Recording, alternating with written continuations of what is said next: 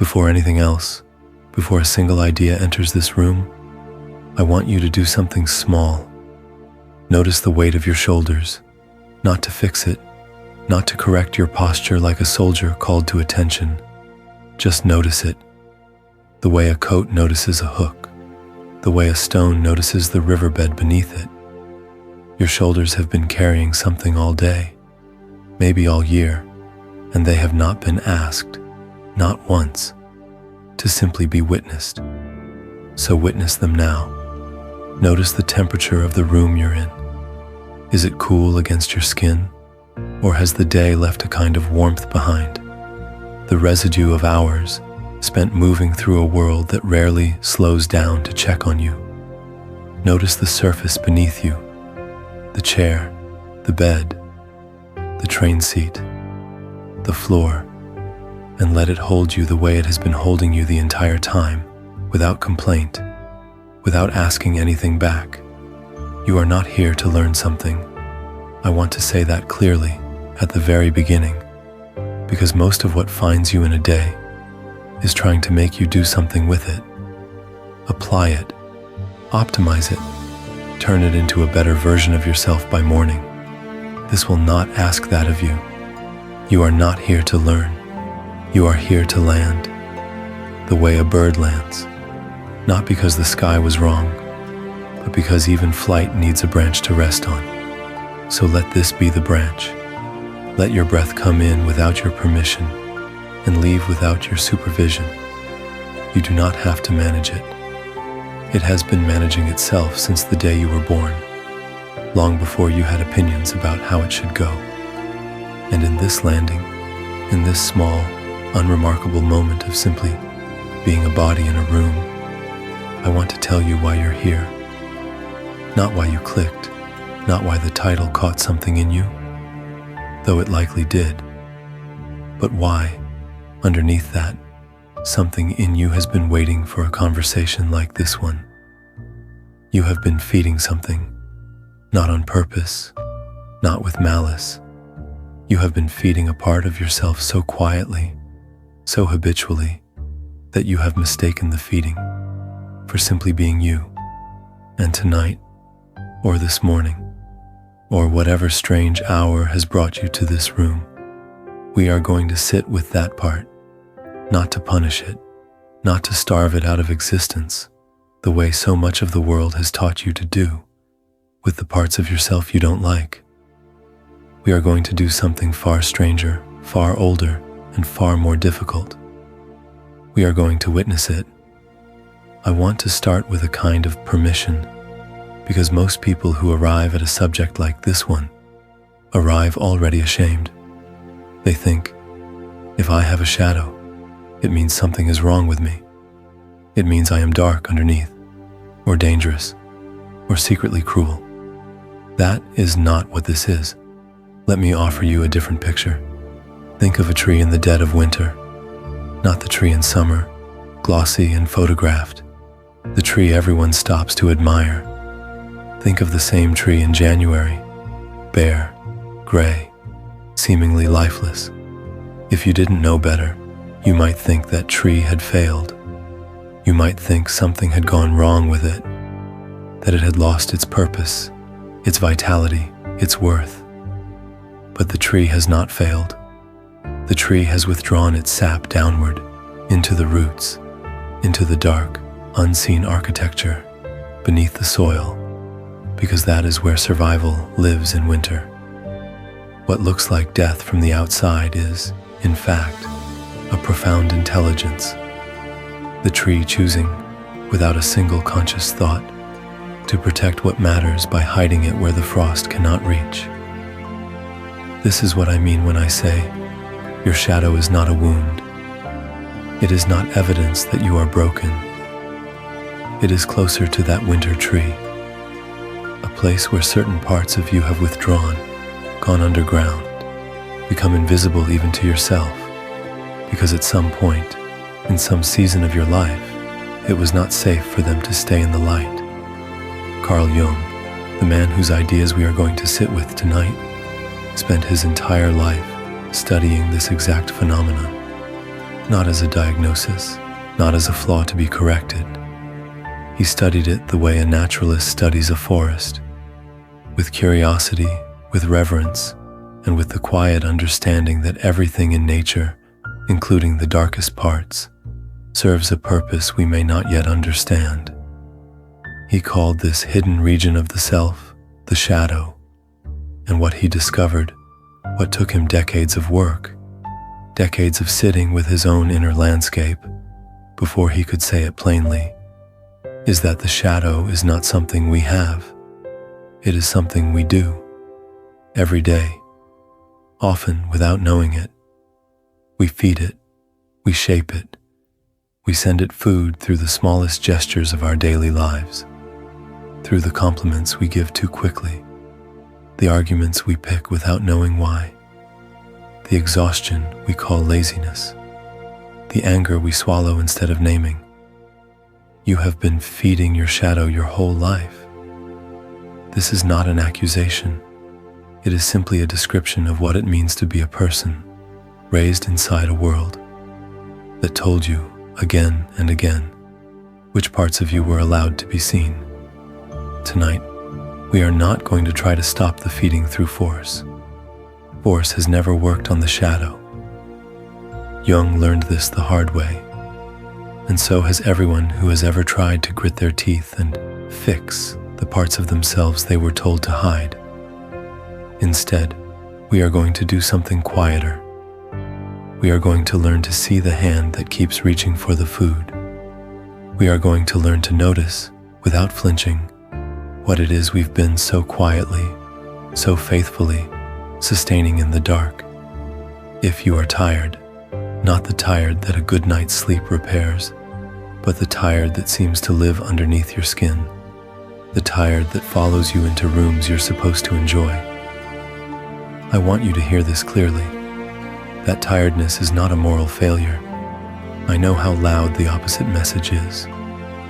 I know the world has handed you 1,000 small verdicts, disguised as advice. You just need more willpower. You just need a better routine. You just need to want it more.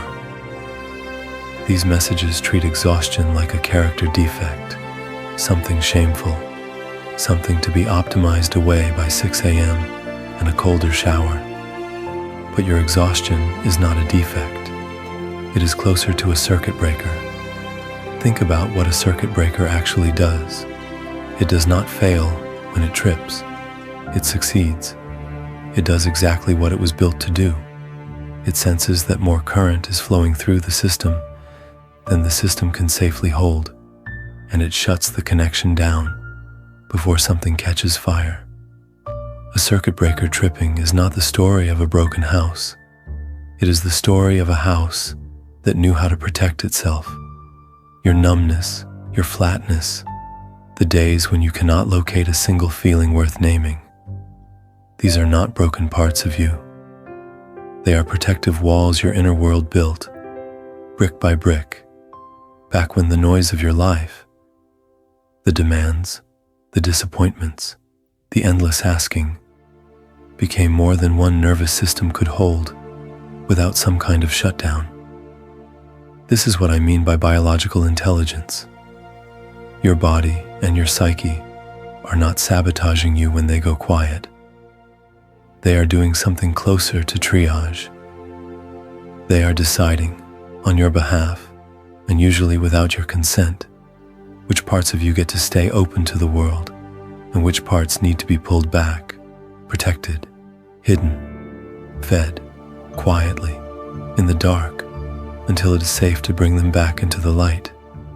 So if you came here tonight, carrying guilt about how tired you are, how flat, how far from the person you think you're supposed to be, I want you to set that guilt down for a moment. Not forever, just for the length of this hour.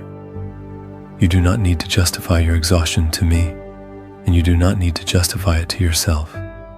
You have been surviving. And survival, even the quiet, invisible kind, is a form of decency toward yourself that deserves to be witnessed rather than corrected. You may be wondering why.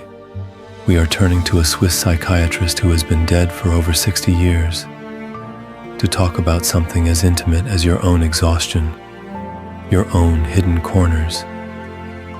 Here is the answer, and I think it will surprise you. Carl Jung was not a man who stood outside human suffering, pointing at it with a clinical finger.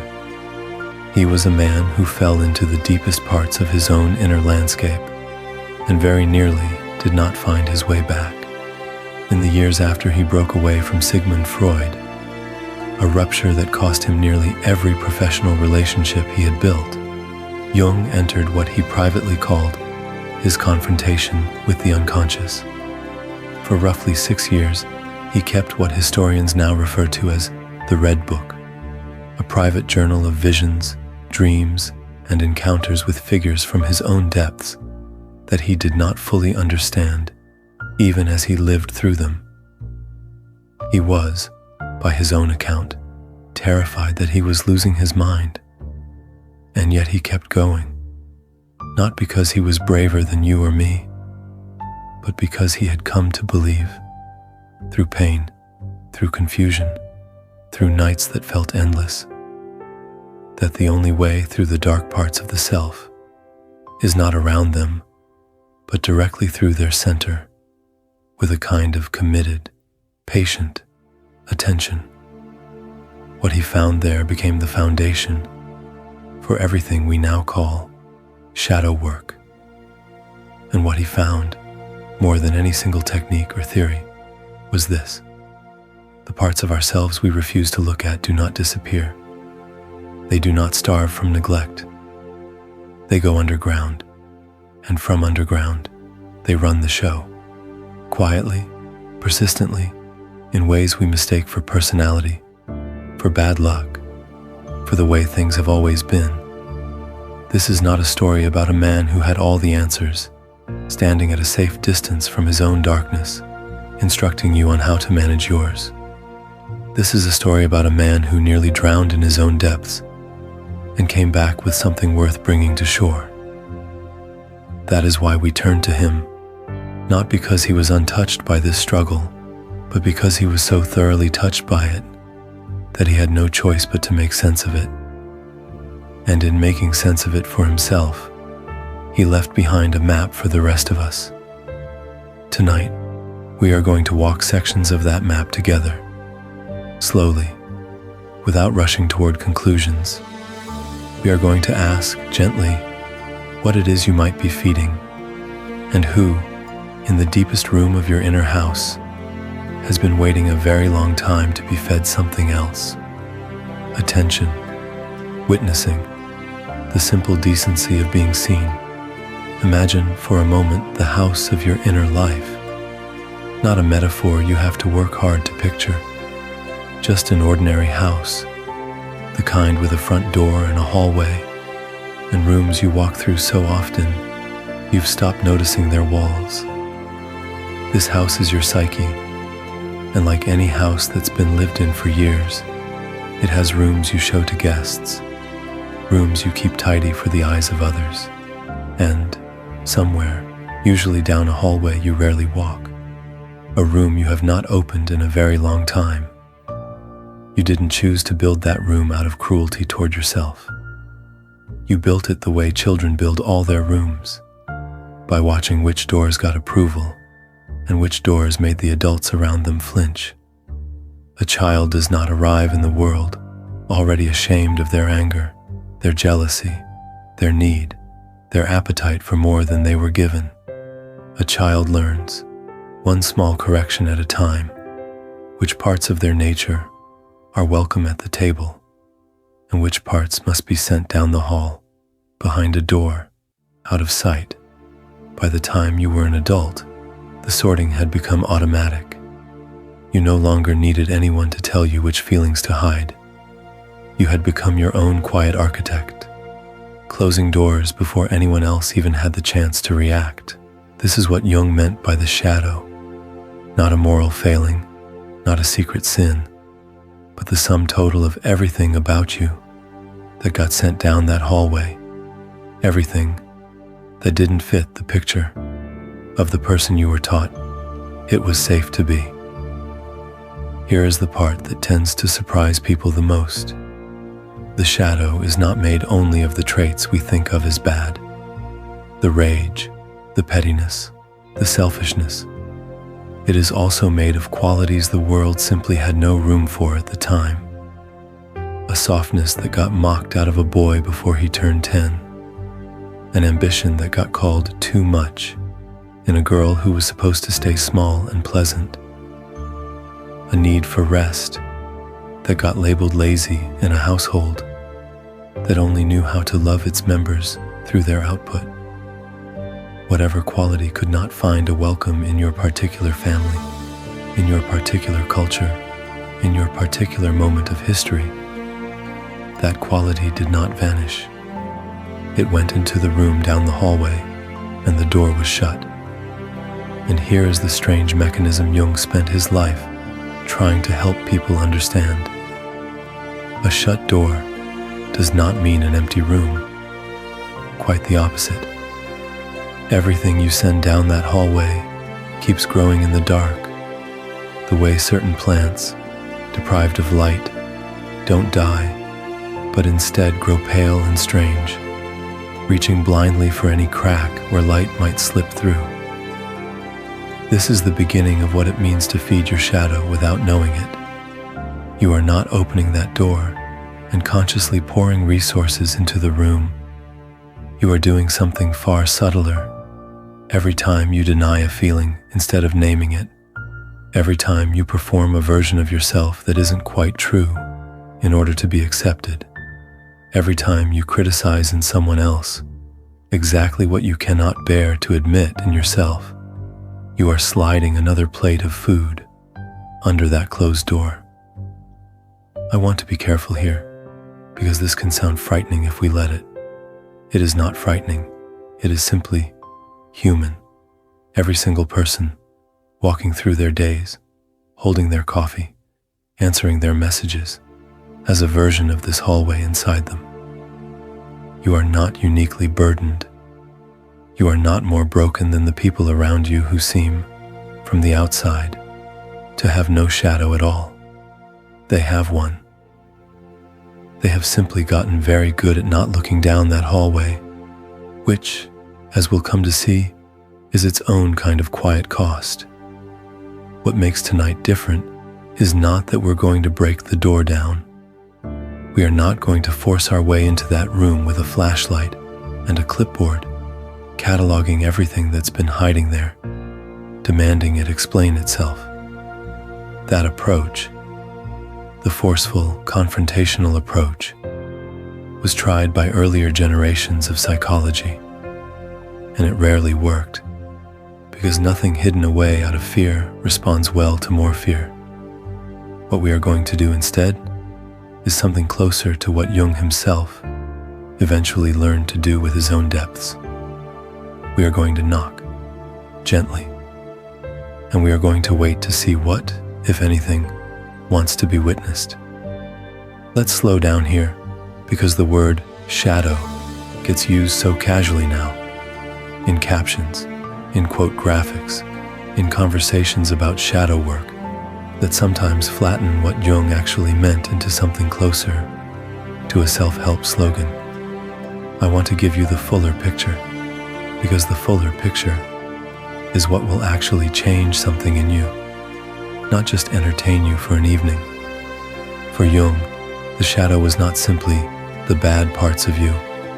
He defined it, across decades of writing, as the sum of all those personal and collective psychic elements which, because of their incompatibility with the chosen conscious attitude, are denied expression in life, and therefore coalesce into a relatively autonomous splinter personality with contrary tendencies in the unconscious.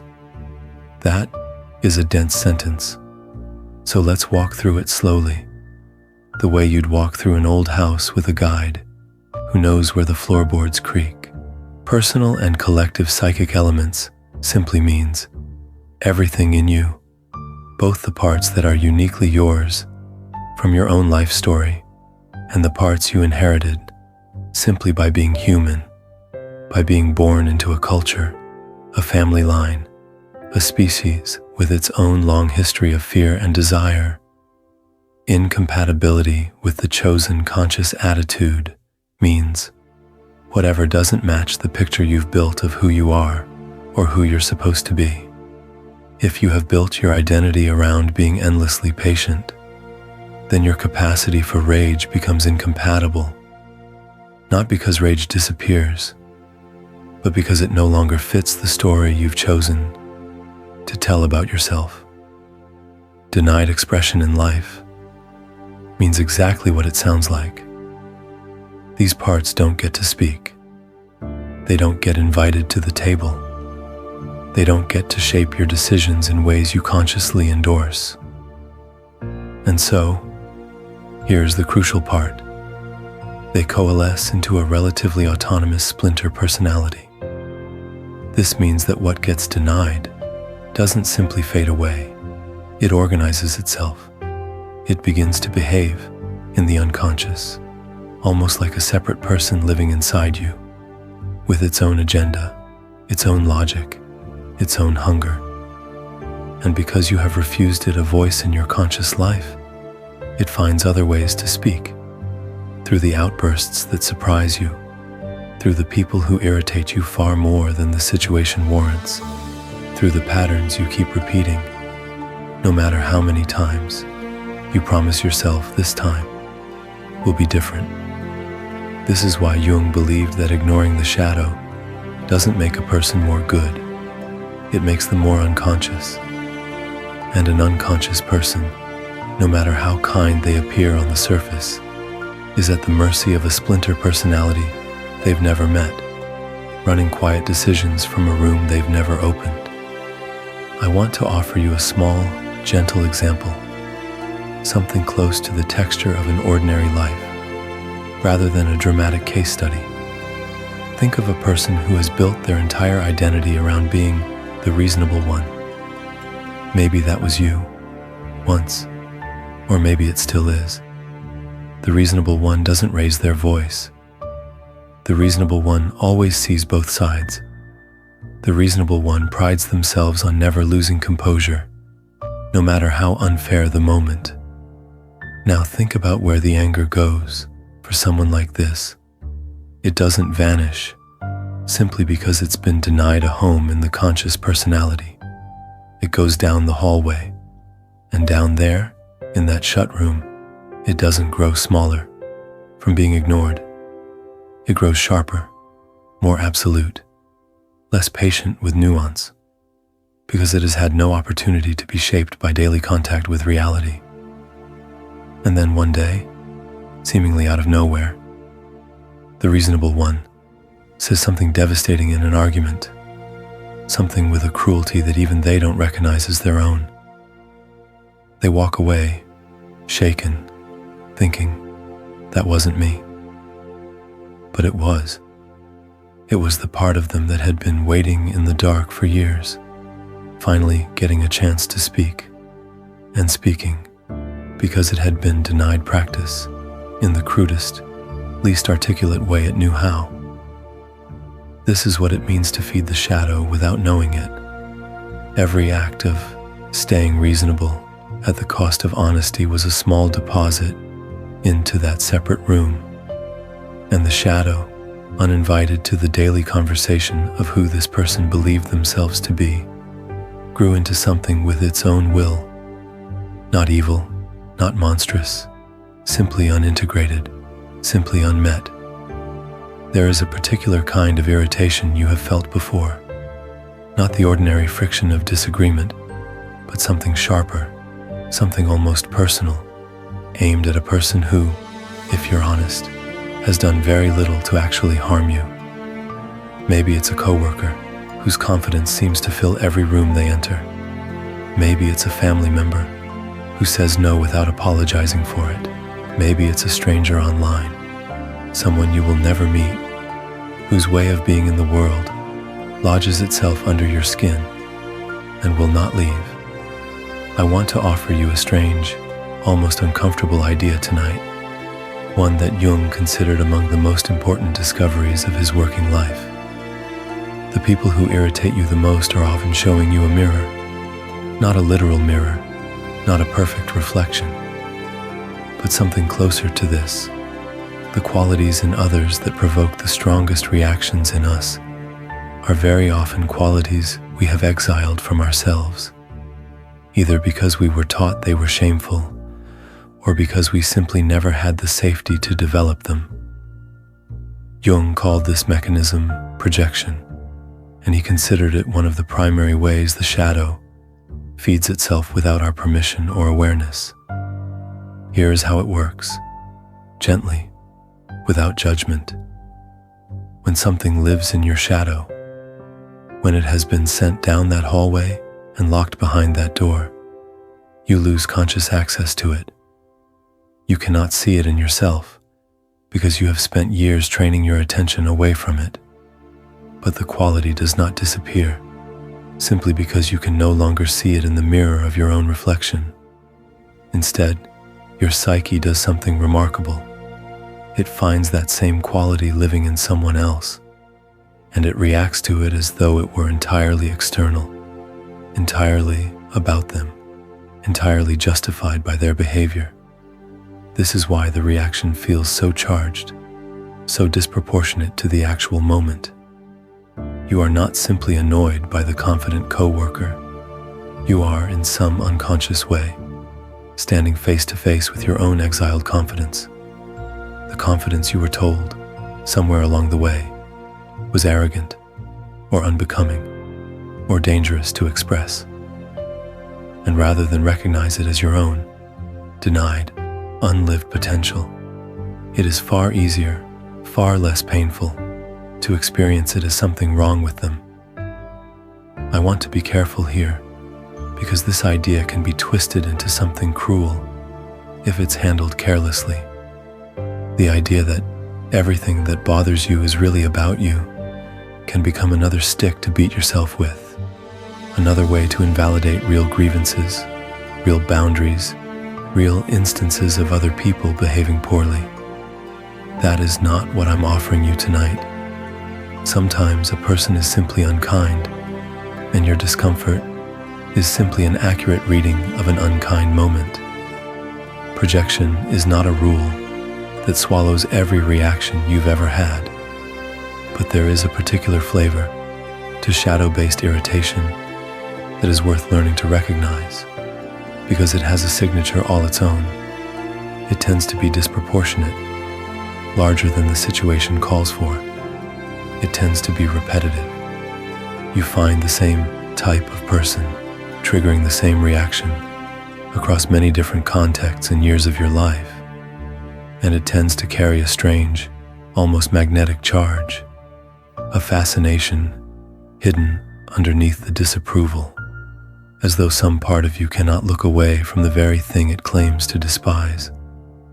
When you notice that signature, the disproportion, the repetition, the strange magnetism, that is often the shadow, tapping you gently on the shoulder, offering you a chance to ask a harder, more honest question. What if this person is not the problem? What if they are simply living out loud something I once decided I wasn't allowed to live at all? There is a particular emotion that deserves its own quiet moment here, because it is so often misunderstood, so often treated as shameful in itself. Envy. We are taught to hide our envy, the way we hide almost nothing else. Anger, at least, is sometimes permitted a public face. Righteous anger, justified anger. Sadness, too, has its acceptable venues, its rituals, its permission slips. But envy is treated as almost unspeakably petty, a small and embarrassing feeling we're supposed to swallow the moment it appears, before anyone, including ourselves, gets a good look at it.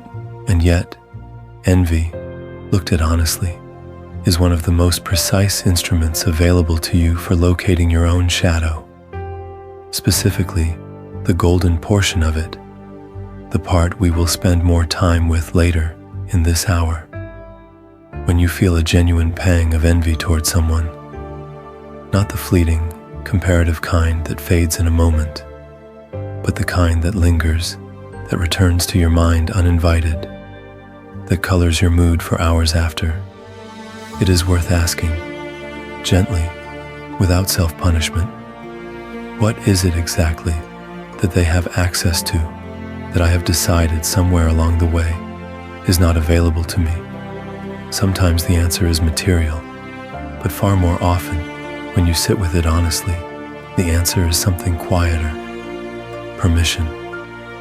They have given themselves permission to take up space, to rest without guilt, to say what they actually think, to want something openly instead of performing indifference. And your envy, rather than being a character flaw to hide, is a signal flare rising up from the exiled room down the hallway, showing you exactly where a door has been shut for far too long. This is not weakness. This is your own inner landscape, doing the only thing it can do to get your attention when direct communication has been closed off for years. It borrows the shape of another person and waves at you from across the room. Let's come back, now, to the central question of this evening. How do we feed the shadow without knowing it? I promised you we would look at this honestly, without turning it into another form of self-blame. So I want to walk through several of the ordinary, unremarkable ways this feeding happens, not as an indictment, but as a kind of gentle inventory, the way you might walk through a garden at dusk, noting which plants have grown wild, simply because no one told them otherwise. The first feeding ground is overexplaining. Notice, over the next few days, how often you explain yourself when no explanation was asked for. Notice the impulse to justify a boundary, to soften a no with 3 paragraphs of context, to make sure the other person understands that you are still good, still reasonable, still worthy of their approval, even as you decline their request. This habit, so common it barely registers as a habit at all, is often a direct line to the shadow. Somewhere in your history, no, without explanation, was met with punishment or withdrawal, or a look that told you love was now conditional, and so you learned to pad your boundaries with proof of your own decency. And every time you do this, you are quietly reinforcing a belief that lives in the shadow. My simple existence, my simple wants are not enough. I must earn the right to have limits. The second feeding ground is moral outrage that arrives faster than the facts. I want to be gentle here, because outrage at genuine injustice is not what I'm describing. I am describing something more specific, the particular speed and heat of a reaction that seems to arrive before you've even finished reading the situation. This kind of outrage often carries a strange pleasure hidden just beneath its righteous surface. A pleasure in condemning, in being certain, in standing apart from whatever has been condemned, as though you yourself were incapable of the same failing. Jung would say this is one of the shadow's favorite disguises, because it allows the exiled parts of ourselves, our own capacity for cruelty, for selfishness, for the very failing we're condemning in someone else, to be expressed fully, with total moral permission, aimed outward instead of acknowledged within. The third feeding ground is perfectionism dressed up as self-respect. There is a real and important form of self-respect that involves doing careful, considered work. That is not what I'm describing. I am describing the particular exhaustion of never allowing anything to simply be finished, of finding fault in every completed thing before you've even had a chance to feel proud of it.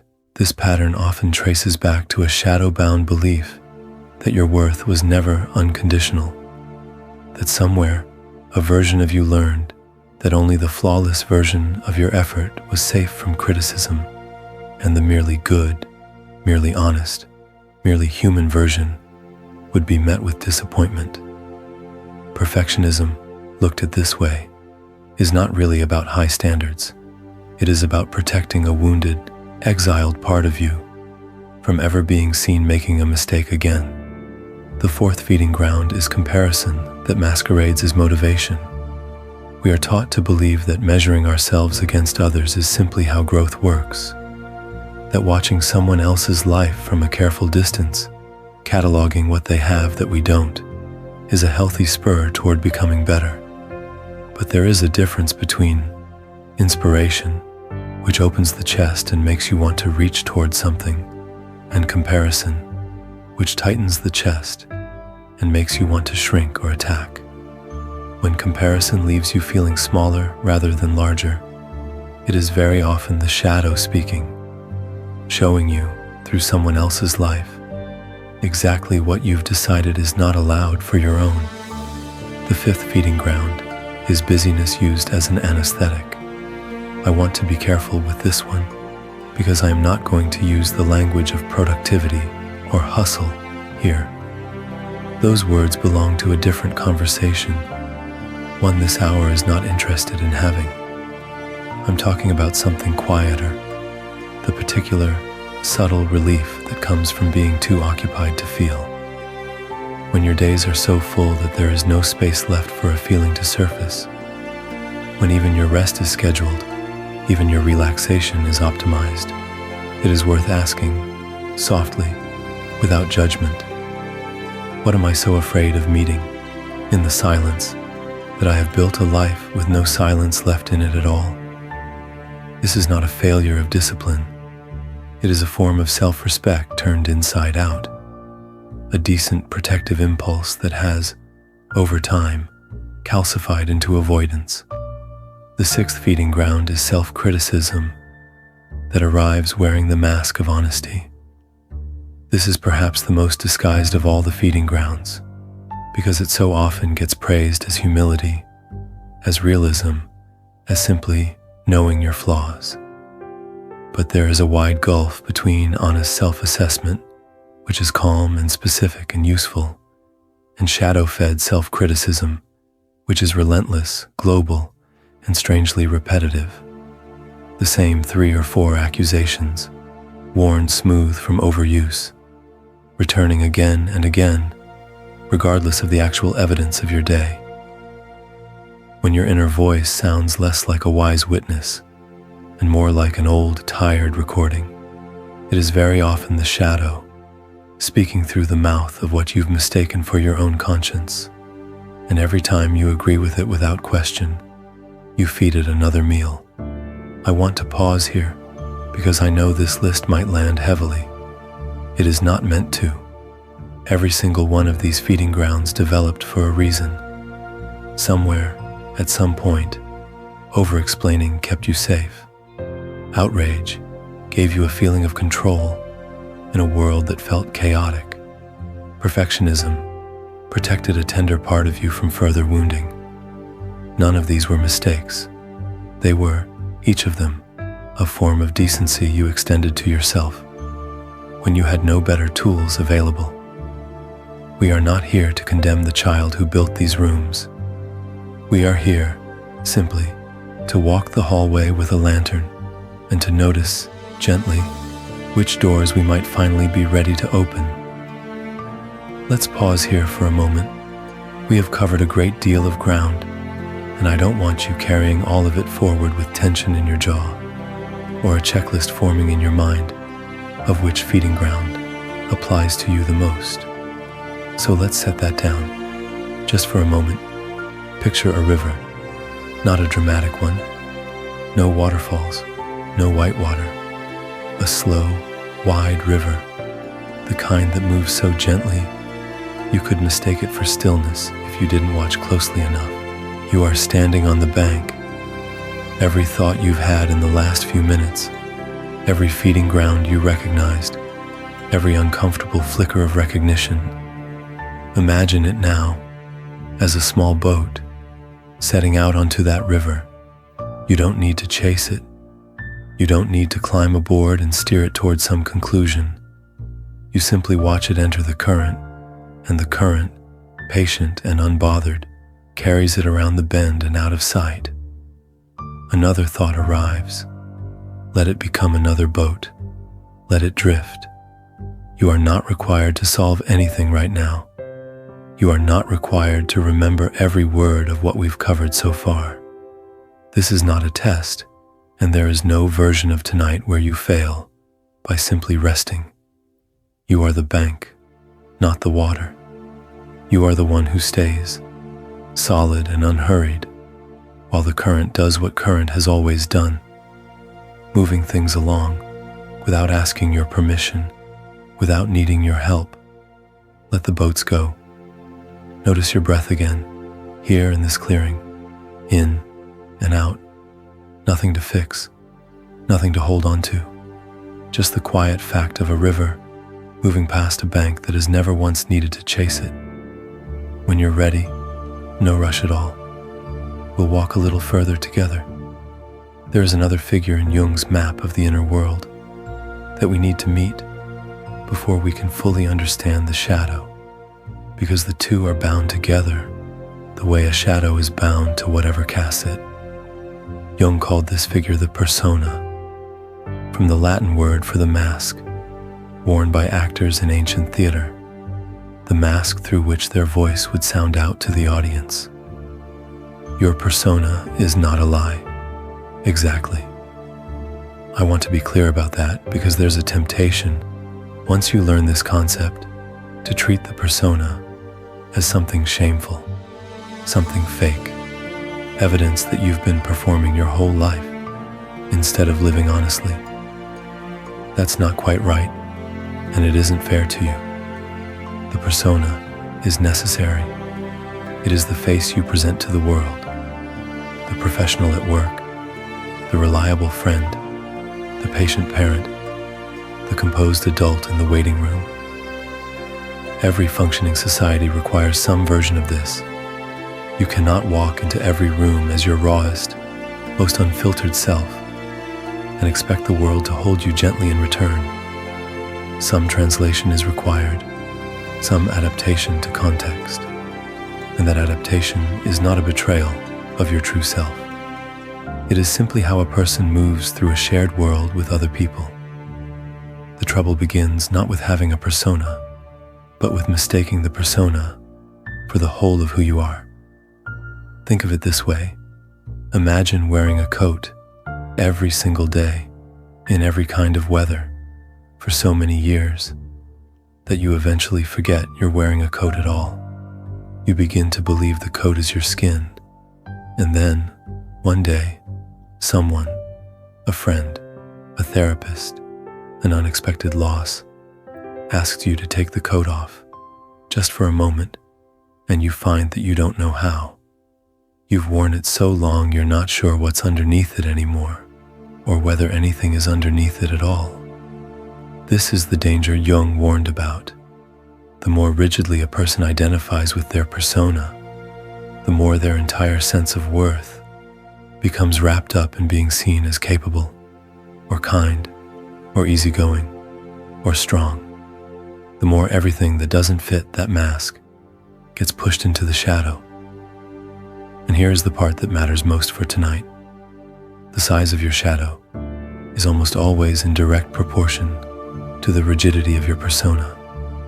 A person who allows themselves to be a little messy, a little uncertain, a little contradictory in public accumulates a smaller shadow because less of their nature has to be hidden to maintain the mask.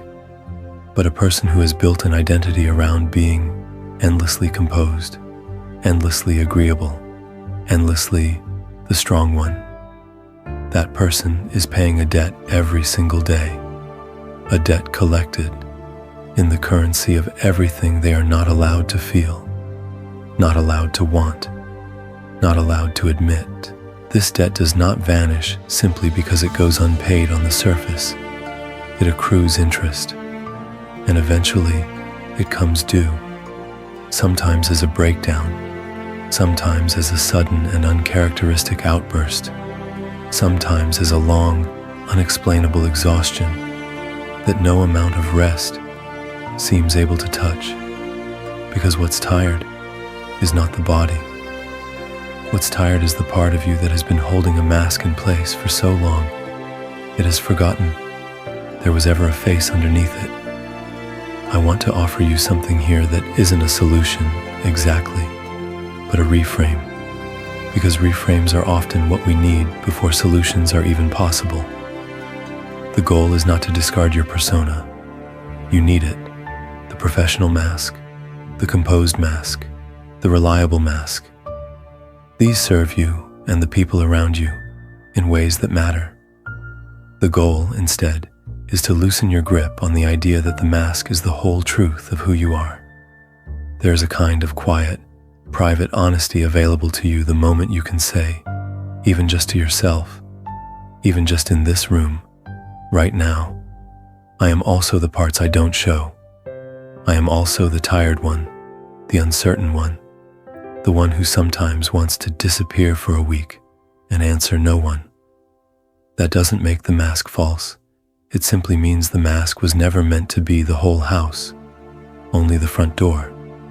This is not a betrayal of decency.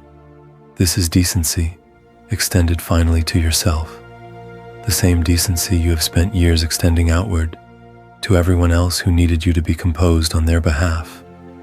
There is a common misunderstanding about the shadow that I want to gently correct here, because it changes everything about how this work feels once it's understood properly.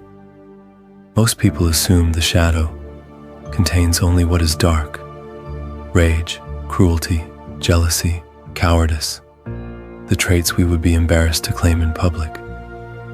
And it does contain those things. But Jung discovered something far more surprising in his decades of clinical work, something that tends to land softly and unexpectedly the first time a person really hears it. The shadow also contains our unlived gold. He called this the golden shadow, the positive qualities, gifts, and potentials that got exiled right alongside the darker material, simply because they too didn't fit the role we were assigned to play. Think about it for a moment. Not every quality that gets banished from a child's expressed personality is a bad one. Sometimes a child's natural exuberance gets called too much and gets quietly muted. Sometimes a child's natural leadership gets read as bossy and gets folded away.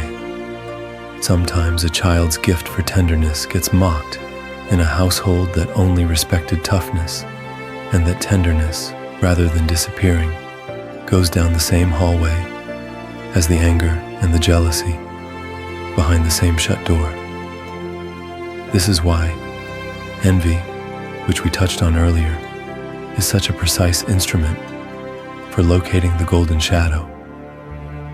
When you find yourself unable to look away from someone who seems fully, unapologetically themselves, someone whose confidence or creativity or warmth seems to move through the world without apology, and that fascination carries an ache alongside it, you are very likely standing face to face with your own golden shadow, wearing someone else's face because it has not yet been welcomed to wear your own. I want to tell you something Jung came to believe, something he wrote about across many of his later works in various forms, that the encounter with one's own darkness is, paradoxically, often less difficult than the encounter with one's own unlived greatness. It is, in some strange way, easier to admit I am capable of pettiness than it is to admit I am capable of something remarkable that I have spent my whole life keeping small. This might sound backward at first. Why would admitting our potential be harder than admitting our flaws? But sit with it for a moment, and I think you'll recognize the shape of it in your own life. Owning your greatness means you can no longer explain away the smallness of your days as something that simply happened to you. It means the choice to stay hidden, to stay quiet, to stay in the safety of the unremarkable becomes visible as a choice, and choices carry a weight that accidents do not. This is not a call to suddenly announce your greatness to the world. to abandon decency for self-promotion, to turn inward gold into outward hype. That is not what this hour is interested in, and it is not, I think, what actually heals a golden shadow. What heals it is something quieter, simply noticing, without immediately acting on it, where your envy lives. Simply asking, in the privacy of your own mind, what if that quality is not foreign to me? What if it has been mine all along, and I am only now remembering where I hid it? You do not have to do anything with that recognition tonight. You do not have to build a 5-year plan around it, or feel pressure to become someone new by morning. That would be its own kind of feeding. Feeding the idea that you are only worthy once you've proven the gold is real through some visible achievement. All that's being asked of you right now is witnessing. Just the quiet, undramatic act of noticing that the room down the hallway does not only hold what frightens you, it also holds what was once, a very long time ago, simply and uncomplicatedly yours. I want to spend some time now with a subject Jung considered essential to this entire body of work, a subject that modern life has largely trained us to dismiss: dreams. For Jung, dreams were not random noise produced by an idle brain sorting through the day's leftover data, the way some modern theories describe them. He believed dreams were something closer to letters, messages sent up from the deeper floors of the psyche, written in a symbolic language that the conscious mind, with its preference for logic and linearity, often struggles to translate.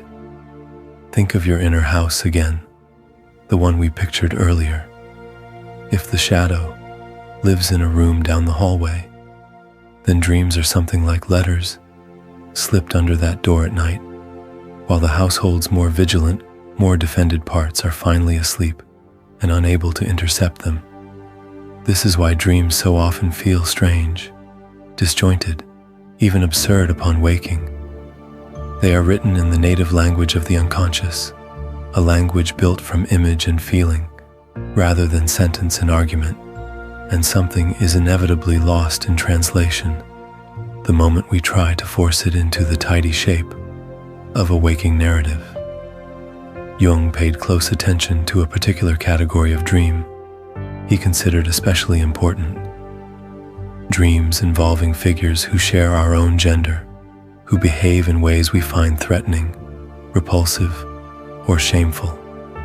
He noticed that these figures, the intruder in the house, the criminal being chased, the sneering double who says the cruel thing we would never say out loud, very often represent the shadow, attempting direct contact, using the safety of sleep to finally say what it has not been permitted to say in waking life. I want to be careful here not to turn this into a game of symbol decoding, the kind you might find in a paperback dream dictionary, assigning fixed meanings to snakes or teeth or falling. Jung was deeply skeptical of that kind of one-size-fits-all interpretation.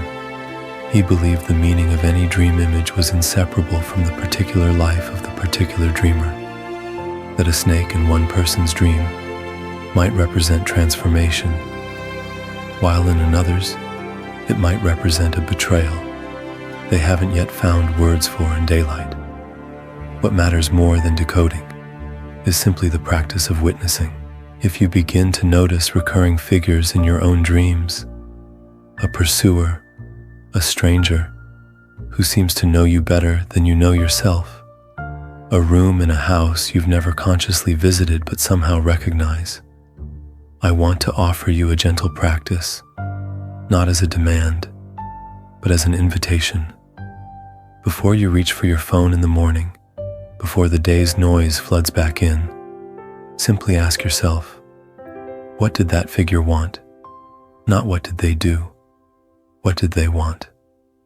Often, sitting with that question for even 30 unhurried seconds will surface something your waking mind has been too busy, too defended, or too afraid to say plainly.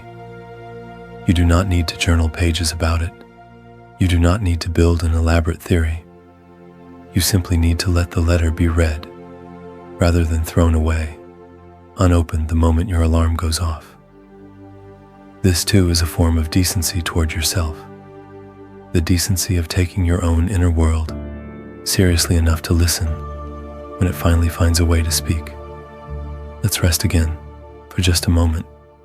Imagine, if you're willing, that you could rise, slowly, without effort, the way smoke rises from a chimney on a still evening, up above the room you're sitting in, above the roof, above the street, high enough that the sounds of the world become soft, distant, indistinct, like a radio playing in another house. From up here, notice how small the hallway of your inner house appears. Notice how small that closed door looks from this height, not gone, not unimportant, but simply one small feature in a much larger landscape that includes rivers and fields and roads, leading in every direction you haven't yet walked. This is not an escape from the work we've been doing. It's a widening of the frame. Sometimes the shadow feels enormous only because we've been standing too close to it, our nose nearly touching the door, unable to see anything else. From up here you can see the whole shape of your life. The mornings that went well, the small kindnesses you've offered without asking for anything back, the decency that has quietly organized so much of what you do, even on days you didn't feel decent at all. Stay here for a few breaths. There is nothing to solve at this altitude, just the wide, quiet view and the simple fact of your own life, larger and more varied than any single closed door could ever contain. When you're ready, we'll come back down together, gently, and continue.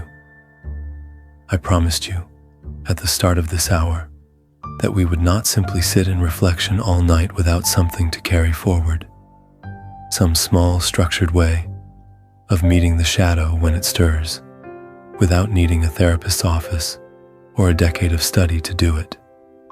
So, let's build that together now. I want to introduce something I call the lantern practice, not because it's mine alone, but because every tradition that has ever taken the inner world seriously has offered some version of this same basic gesture, bringing a small, steady light to a dark room, rather than either avoiding the room or flooding it all at once with more light than it can bear.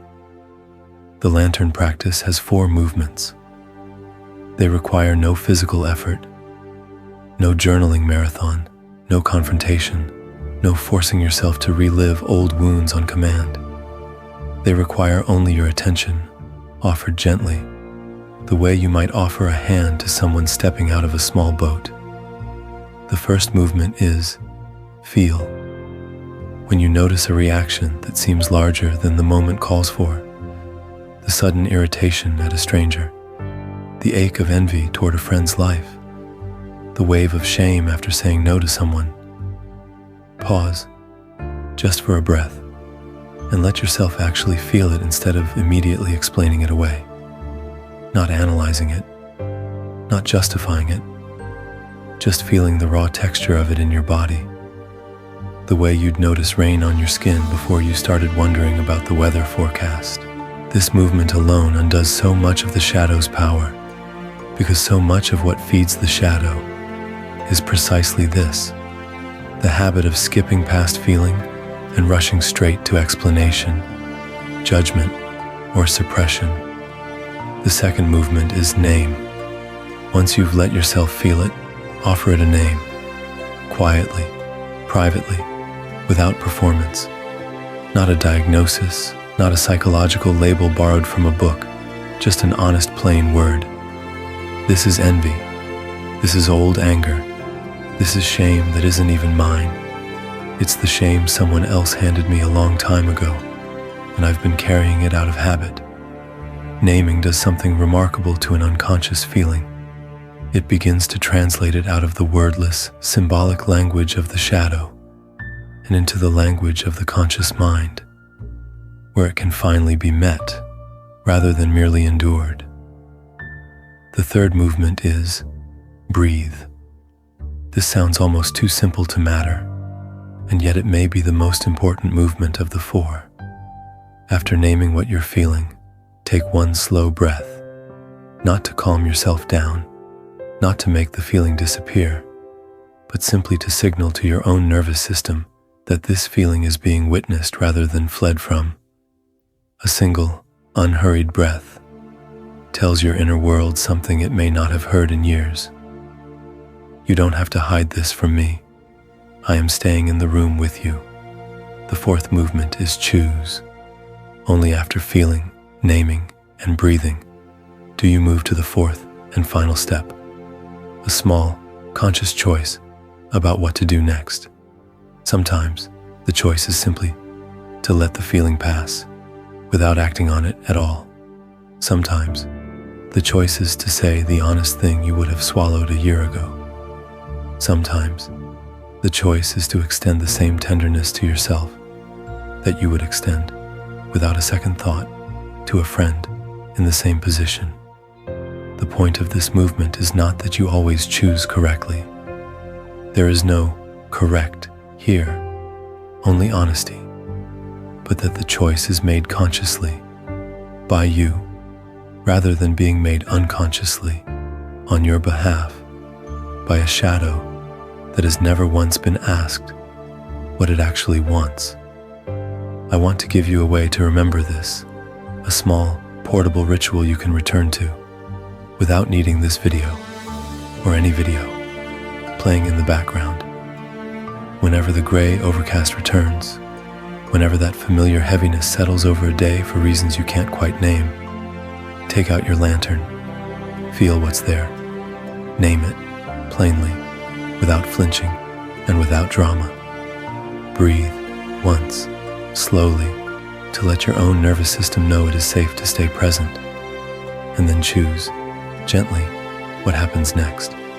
This is soft duty, not discipline in the old gritted teeth sense of the word. It asks nothing of your body, no exhausting routine, no 5 a.m. ritual performed out of self-punishment disguised as self-improvement.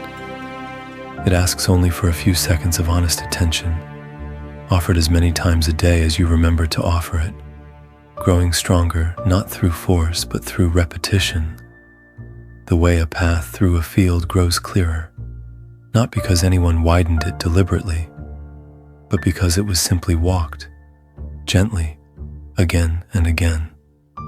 There is a word Jung used again and again throughout his work, a word that sat at the very center of everything he believed about what it means to live a genuinely meaningful life. That word is individuation. I want to introduce it carefully because it is easy to mishear this word as a synonym for something closer to becoming special or standing out from the crowd, a kind of psychological version of what our culture already pushes on us relentlessly, the demand to be exceptional, distinct, better than average. That is not what Jung meant, and I think if he could sit with us tonight, he would want that misunderstanding cleared up before anything else. Individuation means becoming who you actually are, not who you were assigned to be, not who your family needed you to be to keep the peace, not who your culture rewards, but the whole, integrated, undivided person underneath all of those adaptations. It is not about separating from others in some prideful way. It is, paradoxically, about becoming so fully and honestly yourself that your relationship to others actually deepens, because you are no longer relating to them from behind a mask or a persona or a set of exiled, unacknowledged shadow, material running the show from underground. Jung used a particular image to describe this process, one I find deeply moving every time I return to it: the image of the circle, or the mandala. In many contemplative traditions long before Jung, traditions from Tibet to the American Southwest, the The circle appears again and again as a symbol of psychic wholeness, a shape with no missing pieces, no hierarchy of one point over another, simply the full circumference of what a person contains. Individuation, for Jung, was the lifelong project of drawing that full circle, not by adding new qualities you don't have, but by welcoming back the qualities you already have, the ones that got sent down the hallway, the ones locked behind that closed door. The shadow work we've been doing tonight is not separate from individuation.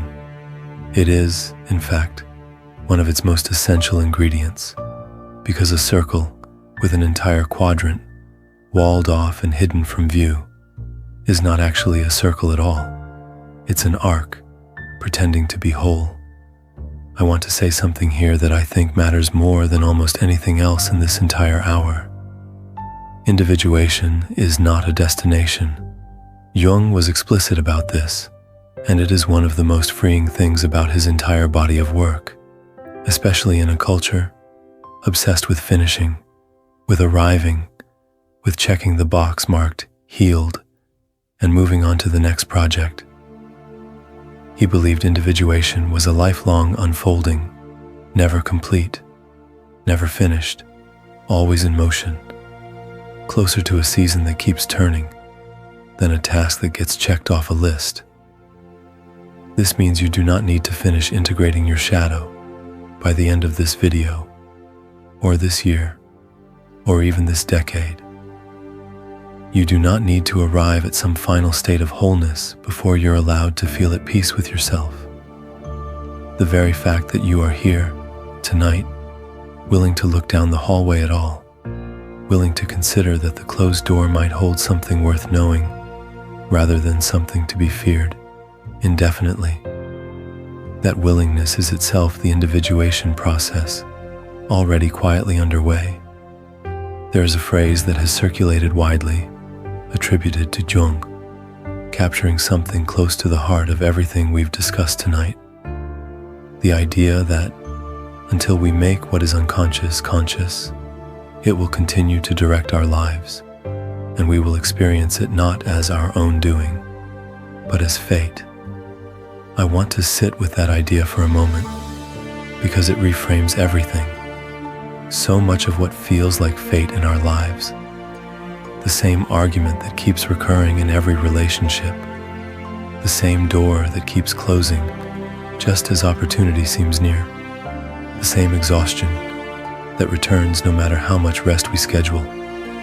So much of this is not, in fact, some cosmic decree written before we were born. It is, very often, the shadow running an old, unexamined program again and again, simply because no one has yet walked down the hallway with a lantern and asked it gently what it actually needs. This is not a burden. I want to be careful that this doesn't land as one more thing you're responsible for fixing under threat of failure. That word does not belong in this conversation, and I will not use it. It is instead an invitation to reclaim authorship over patterns you may have spent years attributing to bad luck, or a difficult personality, or simply the way things are. The shadow does not want to run your life from the basement forever. It wants, more than almost anything, to be brought upstairs, seated at the table, and finally asked what it has been trying to say all along.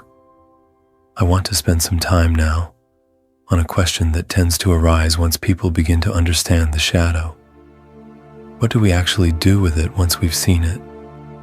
Do we try to eliminate it, transform it into something more comfortable, argue it out of existence through sheer force of insight? Jung's answer to this question was, I think, one of his most radical contributions, and it runs directly against the grain of most self-improvement culture, which tends to treat any undesirable trait as a problem to be solved, optimized away, corrected, until it disappears. Jung did not believe the shadow could be eliminated, and more importantly, he did not believe it should be. He believed the goal was integration, not the disappearance of the shadow, but a working relationship with it, the way a skilled sailor develops a working relationship with the wind, rather than trying to eliminate weather from the ocean altogether. This distinction matters enormously, so let's sit with it a little longer. A person who tries to eliminate their shadow, who works tirelessly to become endlessly patient, endlessly generous, endlessly composed, with no remaining trace of anger, selfishness, or desire, does not actually achieve wholeness. They achieve a more elaborate persona and a correspondingly larger, more pressurized shadow, hidden more deeply than before, waiting for a moment of exhaustion or crisis to erupt with even greater force than it would have otherwise. Integration looks different. Integration means a person can feel a flash of real anger at an injustice, and rather than either suppressing it entirely or being swept away by it entirely, can let it inform a clear, grounded boundary. This is not acceptable to me, spoken from a place of alignment rather than eruption. Integration means a person can feel the pull of jealousy toward a friend's good fortune, and rather than either denying the feeling or letting it curdle into resentment, can let it point toward something honest they want for their own life, something they can now consciously pursue instead of unconsciously begrudge. The shadow, integrated, does not disappear. It becomes a source of vitality, of instinct, of the kind of grounded aliveness that endlessly composed, endlessly agreeable people, often, quietly, envy in others without understanding why. This is one of the great, undertold secrets of shadow work. The goal was never to become a person without darkness. The goal was to become a person whose darkness has a seat at the table, rather than a hostage locked in the basement, feeding on neglect and waiting for its moment to break the door down. I want to offer you a small piece of encouragement here, because I know this can feel like an enormous undertaking when it's laid out all at once across a single evening. You do not need to integrate your entire shadow tonight. You do not even need to fully understand your shadow tonight. What's being asked of you in this hour and in the days that follow is something much smaller and much more achievable. Simply a willingness to stay curious rather than ashamed. The next time something in you reacts more strongly than the situation seems to warrant. That willingness, practiced patiently over months and years, is the entire practice. There is no faster path, and, this is important, there does not need to be. This work was never meant to be rushed. The soil does not apologize for taking a full season to become ready. Neither do you. Let's pause once more. Picture, if you will, a house at dusk, seen from a distance, the way you might see it walking home along a quiet road as the light begins to fade. One window holds a single candle, small and steady, unbothered by the size of the darkness surrounding it. That candle is not trying to light the whole night. It has no such ambition. It simply holds its small, faithful circle of warmth, and that is enough. That has always been enough. This is what the work we're doing tonight actually looks like in practice, in the ordinary texture of your days. Not a floodlight thrown suddenly across every shadowed room of your inner house. Just a candle held steadily in one window at a time. Let your shoulders drop again, here in this clearing. Let your jaw unclench if it's been holding something without your permission. There is no urgency in this room. The candle does not rush toward morning. It simply keeps its small light burning, patient, unhurried, faithful to its own quiet purpose. Breathe here for a few moments. When you're ready, we'll continue. Everything we've discussed so far has centered on the individual, your own inner hallway, your own closed door, your own particular history of what got welcomed and what got exiled. But Jung's understanding of the shadow did not stop at the boundary of the single person. He believed, and spent considerable energy exploring, that groups, families, communities, entire nations carry a collective shadow of their own, built from the same basic mechanism, simply scaled upward. A family has a shadow, the subject no one brings up at dinner, the grief no one is allowed to mention by name, the old wound that shapes every gathering without ever being spoken aloud. A community has a shadow, the history it prefers not to teach, the harm it prefers not to remember, the parts of its own story that don't fit the version it tells about itself in public. A nation has a shadow, vast and complicated, built from centuries of denied harm, unacknowledged violence, and comfortable myths that allow the difficult truths to stay safely down the hallway. Behind a door most citizens never have to open. Jung watched this mechanism operate at a terrifying scale in his own lifetime. He lived through both world wars, and he wrote, with real alarm, about what happens when an entire collective refuses to integrate its own capacity for cruelty. How that unintegrated darkness does not vanish simply because a society tells itself a flattering story about its own decency. It goes underground, the same way an individual's shadow does, and it waits, and it grows in the dark, and eventually it finds a leader, a movement, a moment of crisis through which it can express itself all at once, with a force that stuns even the people who unknowingly fed it for years. I raise this not to frighten you, and not to turn a personal, intimate hour into a lecture on history and politics. That is not what this space is for. I raise it because I think it clarifies something important about why this quiet, unglamorous work of witnessing your own shadow actually matters beyond your own private peace of mind. Every collective shadow is made of individual shadows, unexamined, unintegrated, and quietly, faithfully fed.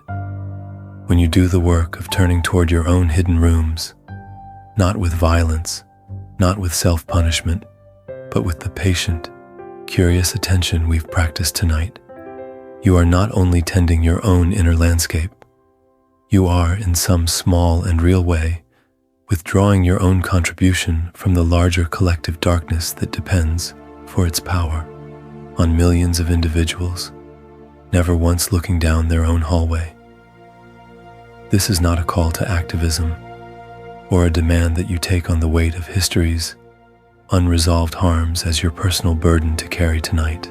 It is simply an invitation to notice that the smallest, quietest act, a person, alone in a room, willing to feel an uncomfortable feeling, instead of projecting it onto someone else, is not as small as it might seem. It ripples outward, the way a single stone dropped into still water sends its rings out further than the stone itself could ever travel alone. I want to spend the last stretch of our time together, bringing all of this down, out of theory, and into the actual texture of your days, your relationships, your work, the quiet, private conversations you have with yourself when no one else is listening. In relationships, the shadow tends to show up most vividly in the people we love the most, which can feel confusing, even painful, until you understand why. The people closest to us carry the highest emotional charge, which means their qualities, the ones that echo our own exiled material, land with far more force than a stranger's ever could. If your partner's confidence provokes something sharp in you, if your friend's ease with rest makes you strangely irritable, if your parents' continued need for control from decades ago still tightens your chest in ways that seem disproportionate to the actual moment, these are not signs that something is wrong with your relationships. They are opportunities offered again and again by the people who love you to meet a part of yourself you might not otherwise ever have reason to encounter. The practice here is not to blame your loved ones for triggering you, and it is also not to silently absorb everything as your own fault. It is something more balanced, more honest, to hold both truths at once. This person's behavior is real, and my reaction to it may be carrying more than this single moment can account for. From that balanced place, you can offer honesty without cruelty, boundaries without blame, and, perhaps most valuably, curiosity, instead of immediate certainty about who is right and who is wrong. In work, the shadow often shows up as the gap between how hard you're trying to appear a certain way and how exhausted that trying leaves you feeling. If you find yourself needing to be seen as the most reliable, the most agreeable, the one who never causes friction, it's worth asking, gently, what would happen if you let even a small amount of honest imperfection show?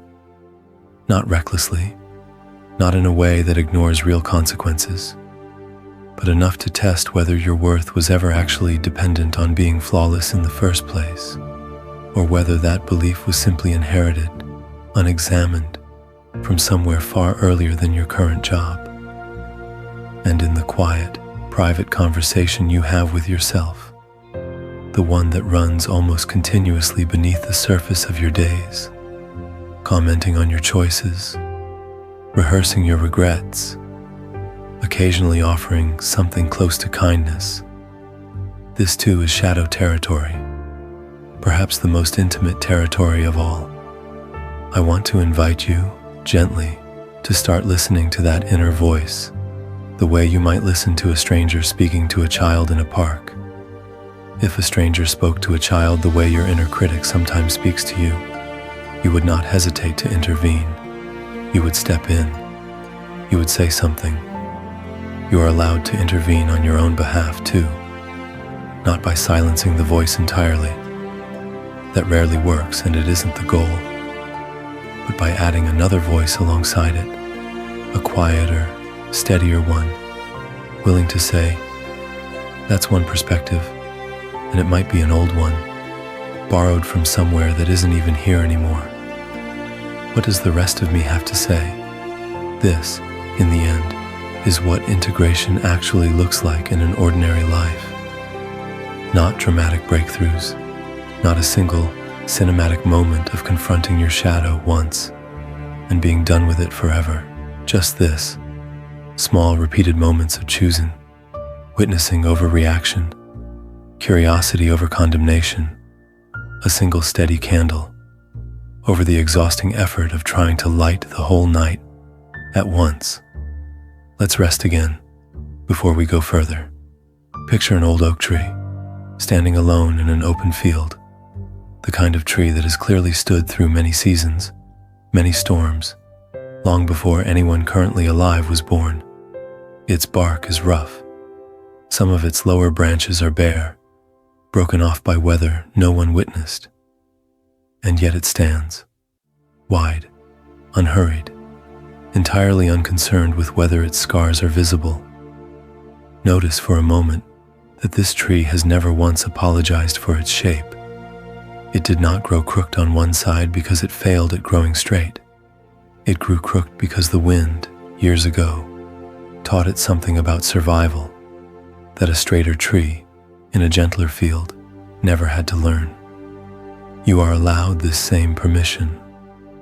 Whatever crooked, uneven shape your own growth has taken, the caution that formed after a specific disappointment, the softness that hardened after a specific betrayal, the silence that settled in after a specific room went quiet in exactly the wrong moment. None of that is evidence of failure. It is simply the record of whether you survived. Sit with the oak for a few more breaths. Let your own uneven places rest, unjudged, the way its bark rests, wide and rough and entirely at peace with its own history. When you're ready, we'll continue. We have spent most of this hour in the territory of thought and feeling, but I want to bring your attention now to something the mind alone cannot fully access: the body. Jung was not, by training, a body-based thinker in the way some later therapeutic traditions became.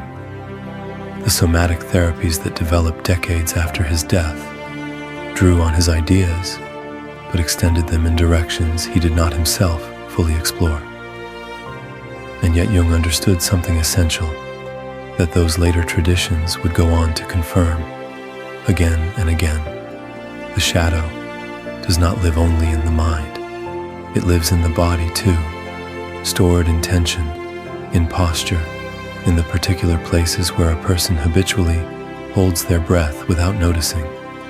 Think about where you carry the feeding grounds we discussed earlier: the overexplaining, the perfectionism, the busyness used as an anesthetic. These are not purely mental habits. They have a physical address. Perhaps it's your jaw, clenched through most of your waking hours without your conscious permission. Perhaps it's your shoulders, drawn up toward your ears, the way we noticed at the very start of this hour.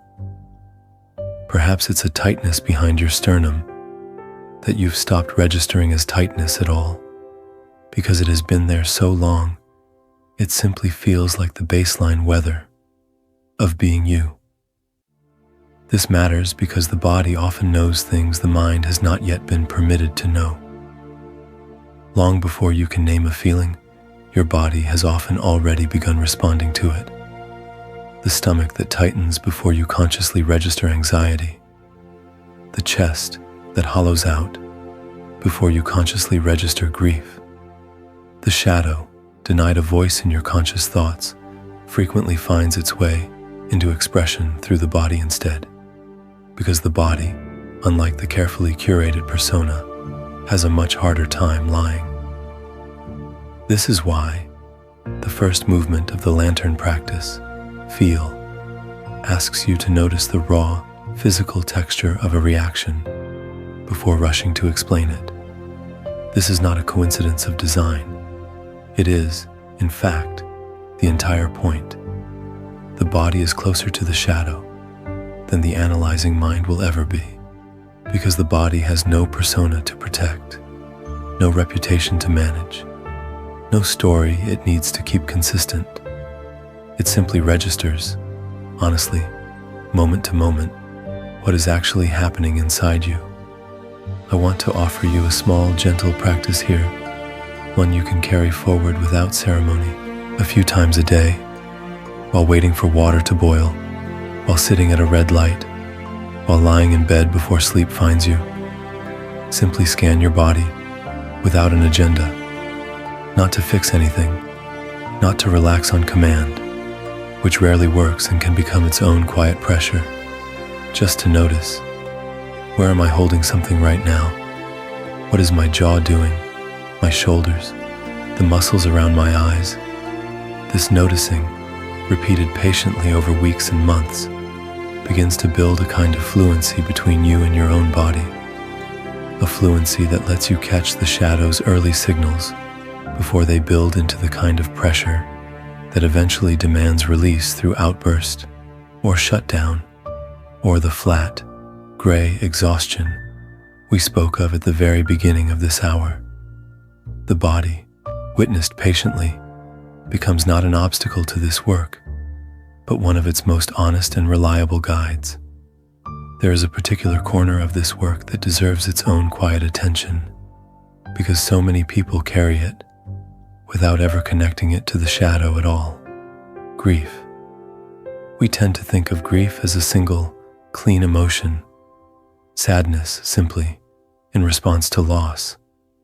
But anyone who has actually lived through a significant loss knows the truth is far messier than that.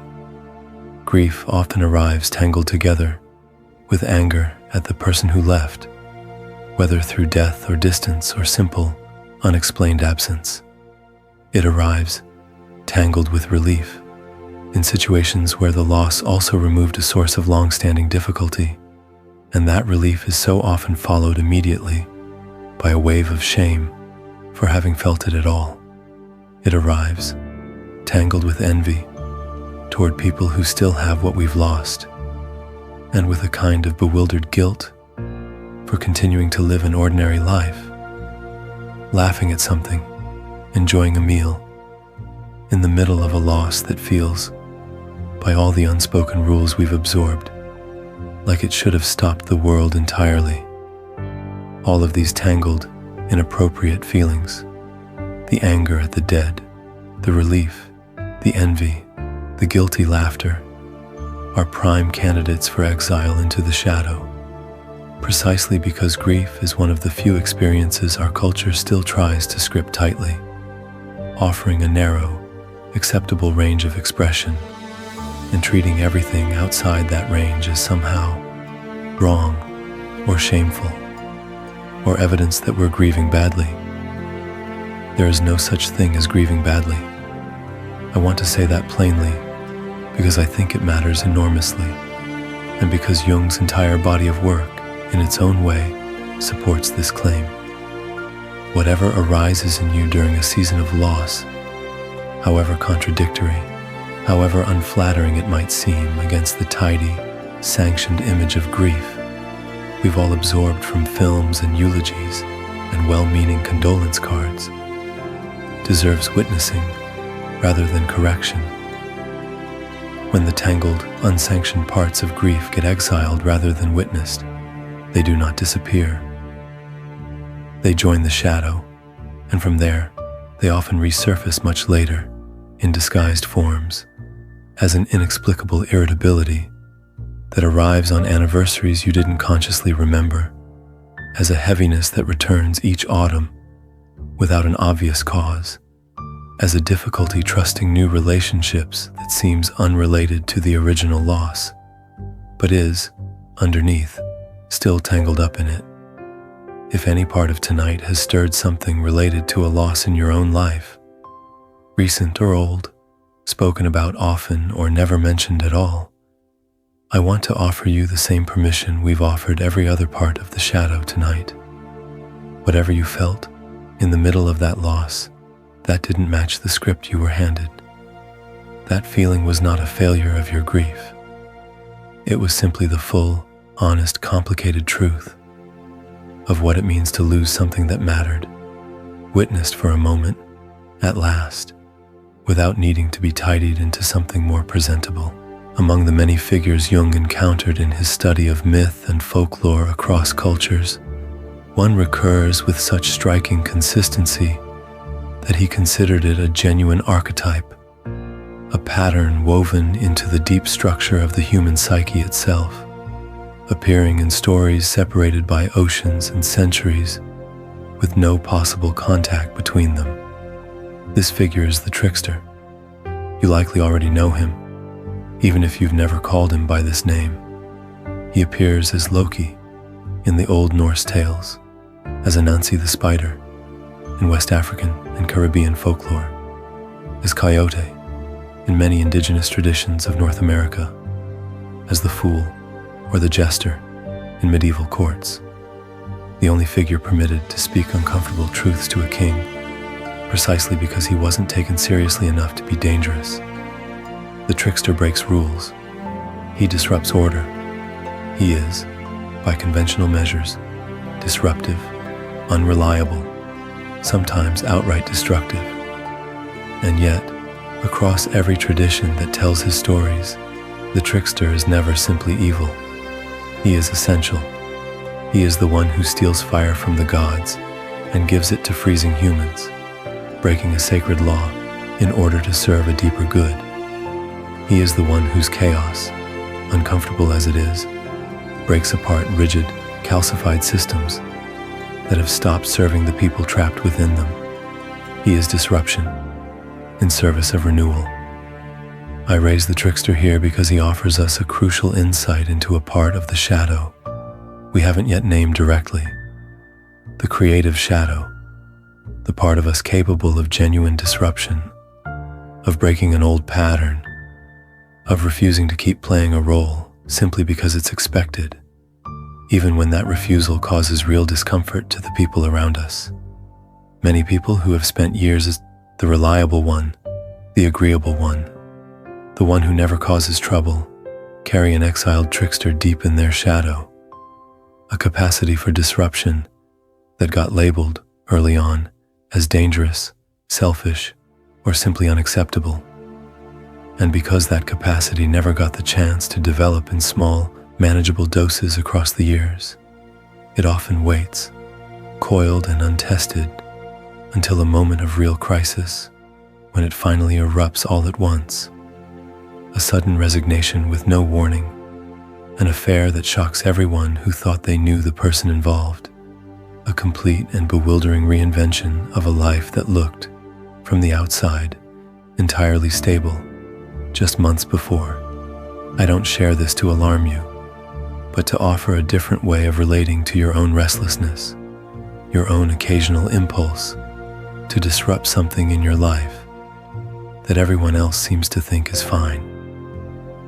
That impulse is not automatically destructive. It may be your own trickster, your own creative shadow, asking for small, regular doses of expression rather than being kept locked away until it has no choice but to break the door down entirely.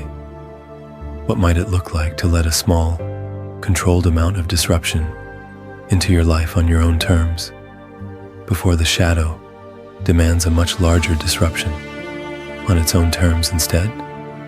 Perhaps it's saying an honest, slightly uncomfortable thing in a conversation you would normally smooth over. Perhaps it's canceling a commitment that no longer serves you, even though you already said yes. Perhaps it's simply allowing yourself to change your mind, openly, without the elaborate justification you might have once felt was required. These are small fires, stolen carefully, in service of keeping the larger house from eventually burning down unattended. I want to return now to the man himself, because I think his own story, told a little more fully than we had time for earlier, offers something that no amount of theory can substitute for. Proof that this work, however frightening it can feel in the middle of it, is survivable, and that what waits on the other side of it is worth the difficulty. In 1913, Carl Jung was, by nearly every external measure, a successful man. He had built a respected practice. He had been, for years, the presumed heir to Sigmund Freud's growing movement, a role that carried enormous prestige within the small, fiercely competitive world of early psychoanalysis. And then, over a series of theoretical disagreements that were also, underneath, deeply personal. Disagreements about the nature of the unconscious, about the role of sexuality in psychic life, about how much independence a student was allowed from his teacher. Jung's relationship with Freud broke apart entirely. The cost was immense. Jung lost his position within the psychoanalytic establishment. Many of his professional relationships did not survive the rupture. He resigned from a university lectureship, and in the months that followed, he entered what he would later describe, in his own memoir, as a period of profound disorientation, a sense that the solid ground of his professional identity had given way beneath him, leaving him, in his own words, in a state of inner uncertainty he had never before experienced. Rather than retreating from that uncertainty, rather than filling the silence with distraction, or forcing himself back into productive routine before he was ready, Jung made an unusual choice. He decided to sit with it. He began deliberately inducing states of what he called active imagination, a practice of allowing images, figures, and scenes to arise from his own unconscious while he remained conscious and aware, engaging with them almost as though they were visitors rather than symptoms. What followed over the next several years was extraordinary and, by his own admission, deeply frightening. He encountered figures who felt, to him, startlingly autonomous. A wise old man he came to call Philemon, who seemed to possess knowledge Jung himself did not consciously hold. A serpent, a young woman who represented, he would later theorize, an unconscious feminine dimension of his own psyche he called the anima. He recorded these encounters, along with elaborate, often unsettling illustrations, in a large red leather journal that he kept almost entirely private during his lifetime, now known publicly as the Red Book. Jung later wrote that he feared, at various points during this period, that he might be developing a psychosis, that what he was experiencing was not a doorway into deeper understanding, but the early signs of a genuine breakdown.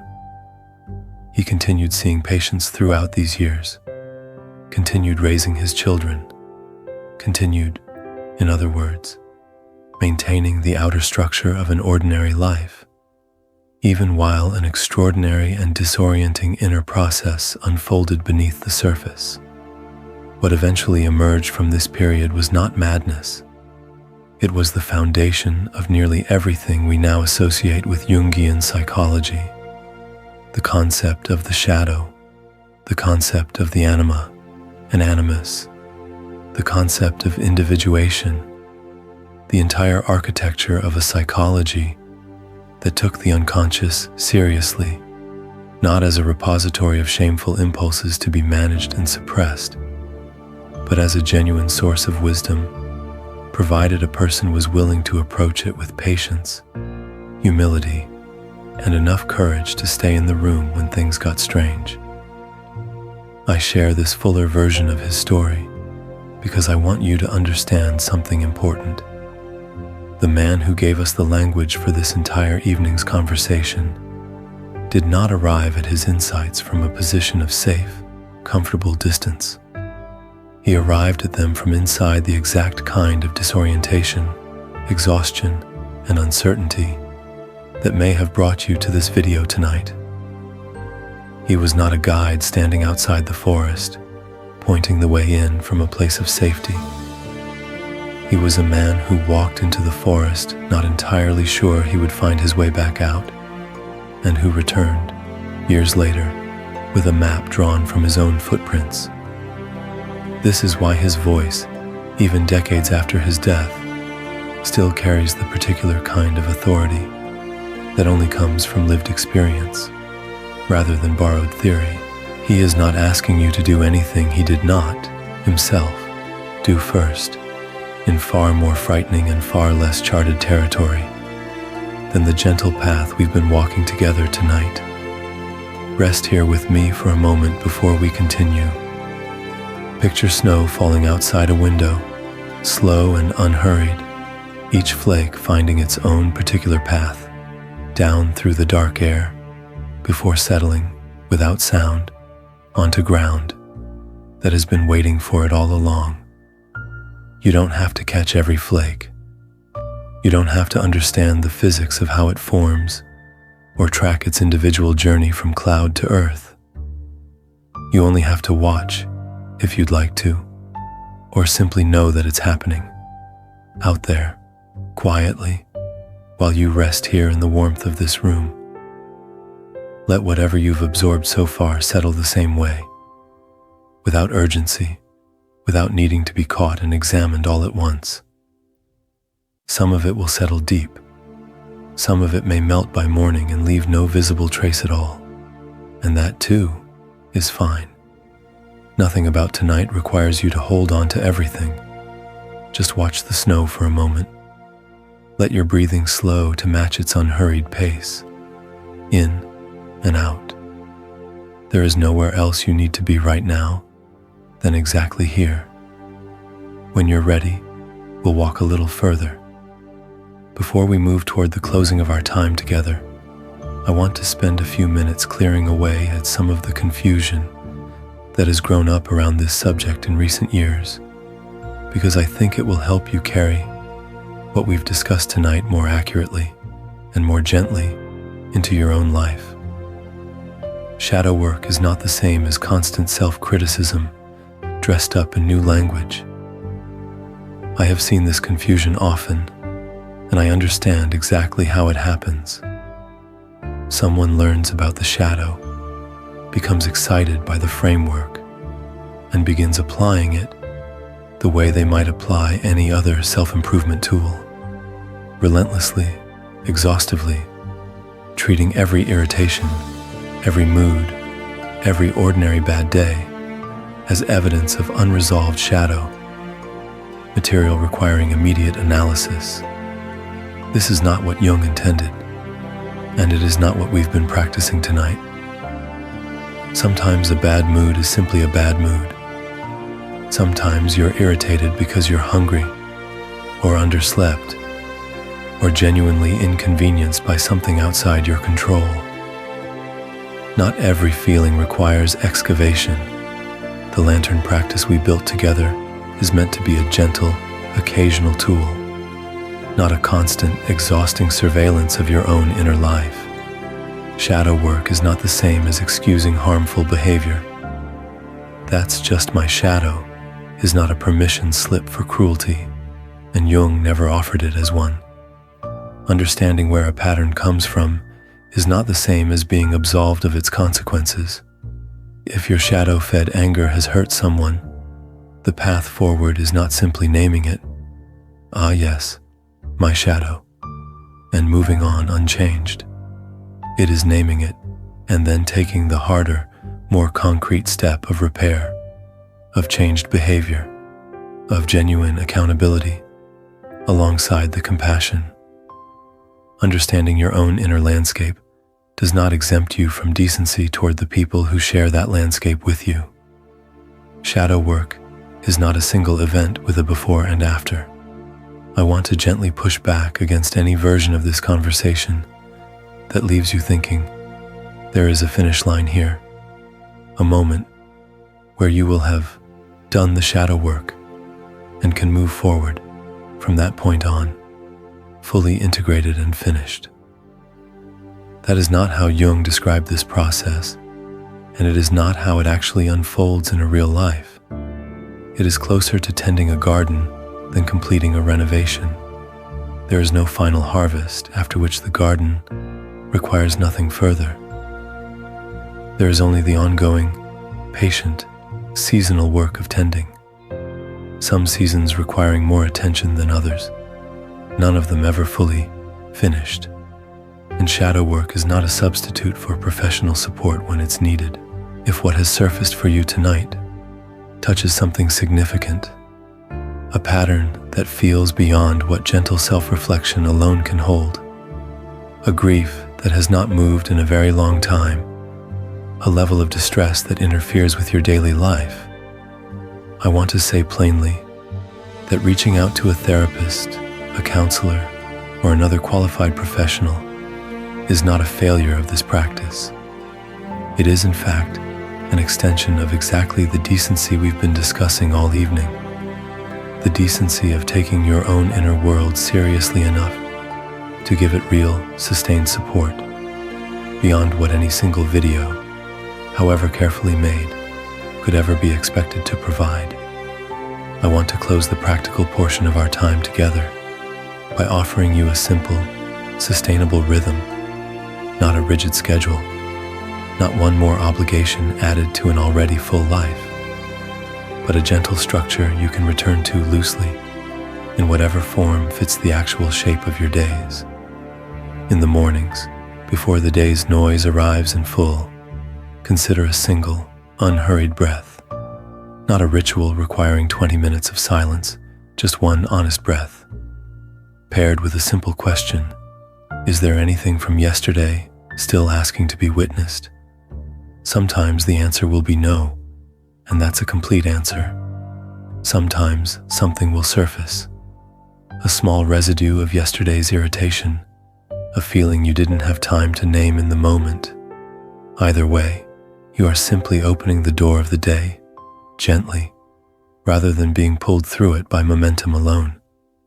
Across the day, whenever you notice a reaction that carries more heat than the moment seems to warrant, the disproportionate irritation, the sudden envy, the wave of shame after an ordinary no, return to the lantern practice. Feel it, name it, breathe, once, slowly, choose, consciously, what happens next. This does not need to take more than a few seconds. You are not stopping your day to conduct therapy on yourself in the middle of a meeting. You are simply keeping the lantern close at hand, ready to use for as long as it's needed, and not a moment longer. In the evenings, if it feels right, consider a brief, unforced review, not a demanding journal practice with prompts to fill and pages to complete, but simply a question, asked gently, the way you might ask a tired friend how their day went. What showed up today that I might not have fully witnessed in the moment? You do not need to answer this exhaustively. Sometimes a single sentence, held quietly in your mind for a few seconds before sleep, is enough. And once a week, if you're able, consider a longer, unhurried pause, perhaps 20 minutes, perhaps less, to simply sit with whatever has accumulated across the days, not to solve it, not to produce insight on command, just to sit with your own inner landscape the way you might sit at the edge of a familiar field, watching the light change, letting whatever needs to surface in its own time. This rhythm is not a program with a start date and an end date. It is closer to a practice of ongoing decency toward yourself, small, repeated, unhurried, and, over months and years, quietly transformative in a way no single dramatic intervention ever could be. There is a distinction Jung's work helps illuminate, one that matters enormously for how we relate to our own shadow, and I want to walk through it carefully here, because the two feelings are so often tangled together that most people never learn to separate them. Guilt says, I did something that caused harm. Shame says, I am something that causes harm. Guilt is about an action. Shame is about identity. And this distinction, small as it might sound, changes everything about whether a feeling leads toward growth or toward deeper hiding. Guilt, when it's proportionate to an actual harm, is not something to eliminate. It is, in fact, one of the healthier signals your inner world can offer you, a sign that your sense of decency is intact, that you care about your impact on the people around you, that you're capable of the kind of honest self-assessment that leads to repair. A person entirely incapable of guilt is not free. They are, in Jung's terms, often deeply out of contact with their own conscience, their own capacity for genuine relationship with others. Shame is different, and it is far more corrosive, precisely because it doesn't point toward a specific action that can be repaired. It points toward your entire self, delivering a verdict. You are bad, you are broken, you are fundamentally unworthy, that no amount of corrective action can ever fully satisfy, because the verdict was never really about the action in the first place. Here is where this connects directly to the shadow. Shame is one of the primary forces that drives material into the shadow to begin with. A child who feels guilt about a specific action, I hurt my friend's feelings, can often repair that guilt through a simple apology and move forward with their sense of self intact. But a child who is taught, through repeated messaging from caregivers or culture, that an entire feeling or trait makes them fundamentally bad. You are a bad boy for crying. You are selfish for wanting more. You are too much. Learns something far more damaging, that an entire part of who they are must be hidden permanently in order to remain lovable. This is why so much shadow work eventually requires distinguishing, patiently and honestly, between the guilt that deserves your attention and the shame that deserves your compassion instead. When you notice a wave of shame arising, that global identity-level verdict, rather than a specific actionable regret, the most useful question is rarely, what should I do differently? It is closer to, who taught me that this part of me was unlovable? And is that verdict actually true? Or is it simply old, inherited, and never fully examined? I want to offer you something gentle here, something close to permission. You are allowed to feel guilt about specific harms you've caused, and to repair them where repair is possible. You are not required to carry shame about the mere fact of containing anger or need or jealousy or any of the ordinary, universal material that makes up every human shadow that has ever existed. Shame about your own nature is not a moral achievement. It is simply an old wound, still asking, patiently, to be witnessed rather than obeyed. I want to return, one more time, to the image we began with. The hallway, the closed door, the room down the hall where certain parts of you have been waiting. And I want to introduce, gently, the figure who actually built that hallway in the first place, because understanding who did the building changes everything about how you relate to what was built.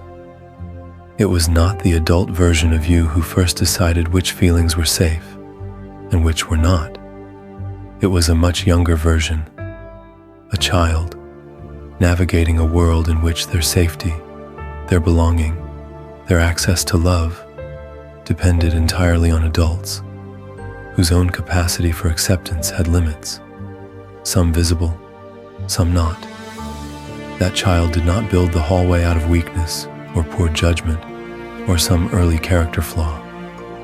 That child built it with the only tools available to them: careful, constant observation of what earned connection and what earned withdrawal, and a swift, adaptive sorting of their own nature into what could stay in view and what needed to be hidden. This was not a mistake. It was, in its own way, a remarkable act of resourcefulness. A young, dependent creature doing everything in their power to preserve the relationships they needed in order to survive. If you can find your way to seeing that child clearly, without the adult impulse to judge their choices by adult standards, something important tends to soften. I want to invite you into a small, private exercise here, one you can do in your imagination, without any elaborate ritual.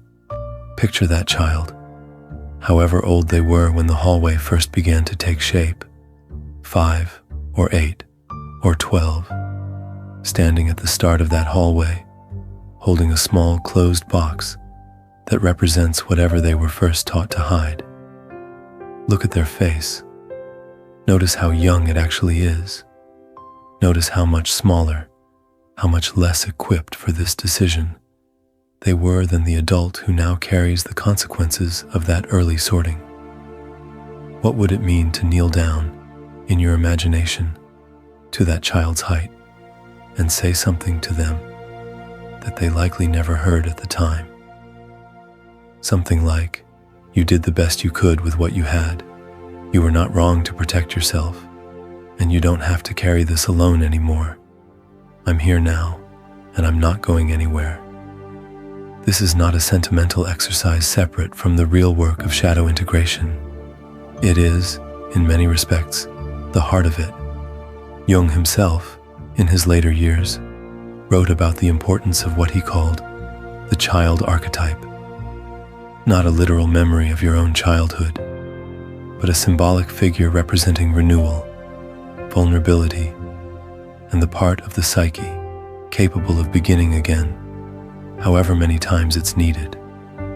Reconnecting with that inner figure, offering them the witnessing they were denied at the time, is often what finally allows the grown, capable, adult parts of you to stop guarding that hallway with the same desperate vigilance they've maintained for years, because the child who needed protecting no longer has to protect themselves alone.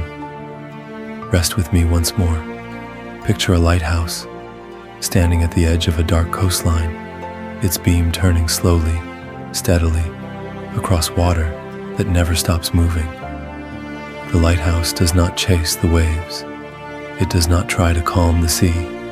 or control the tide, or apologize for the storms that occasionally test its foundation.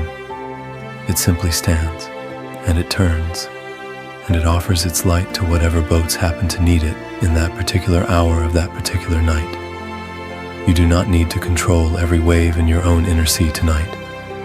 You do not need to calm every storm that has ever moved through you, or explain away the one still forming, somewhere out past the horizon. You only need to be the lighthouse, steady, patient, willing to keep turning your attention gently toward whatever needs it, without needing the sea itself to ever become calm on your behalf. Breathe here for a few moments, watching that slow, steady beam turn in your mind's eye. There is nothing urgent in this clearing, just the quiet, faithful rhythm of a light that has learned over many years of storms that it does not need calm water in order to do its work. When you're ready, we'll continue just a little further. There is a particular relationship between the shadow and creativity that Jung returned to often in his later writing, and I think it deserves its own place in our conversation tonight, because so many people who feel creatively blocked never think to look for the cause in the direction we're about to look together.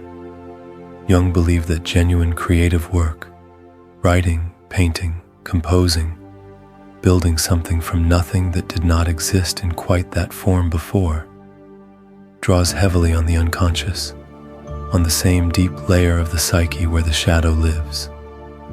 This is why so many artists, across so many different traditions and centuries, describe their best work as feeling less like invention and more like reception, a sense that the poem, the melody, the image, arrived from somewhere. The conscious, deliberate mind did not fully construct on its own. If this is true, then a person whose shadow has been kept especially tightly locked away, whose persona is especially rigid, whose exiled material is especially large, often experiences a corresponding tightness in their creative access, even if they've never consciously connected the two. It is difficult to receive freely from a well you've spent years trying not to look down into. The same door that keeps the anger and the shame, contained also, unfortunately, keeps a great deal of raw creative material contained right alongside it, because the unconscious does not sort its contents into convenient categories of useful and dangerous.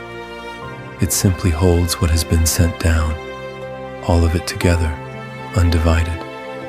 This offers a different way of understanding creative block, one gentler than the usual explanations involving discipline or inspiration, or simply not trying hard enough.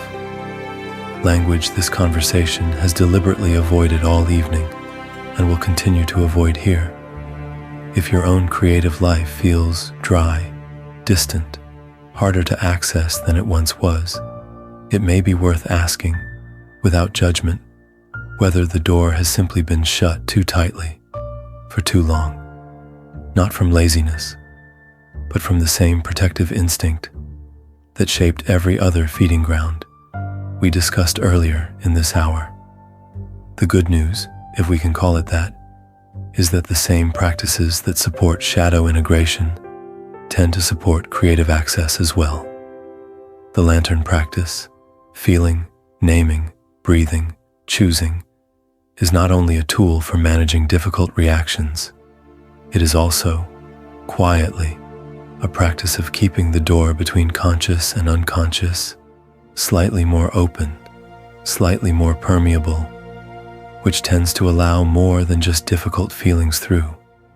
It allows the golden material through as well, the unlived gold we spoke about earlier, the confidence, the creativity, the aliveness that so often gets locked away, right alongside the anger and the shame, simply because the same door was never built to open selectively.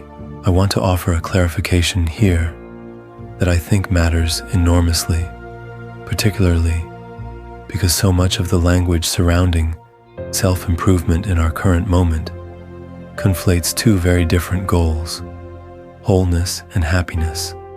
Jung was explicit, across many of his writings, that individuation, the lifelong process of becoming a whole, integrated person, was never meant to be confused with a promise of constant contentment. In fact, he suggested something almost the opposite, that a person who has done the work of integrating their shadow often experiences a wider emotional range, not a narrower one. They feel their grief more fully because they are no longer expending energy suppressing it. They feel their anger more clearly because it is no longer trapped behind a door, distorted by years of pressure.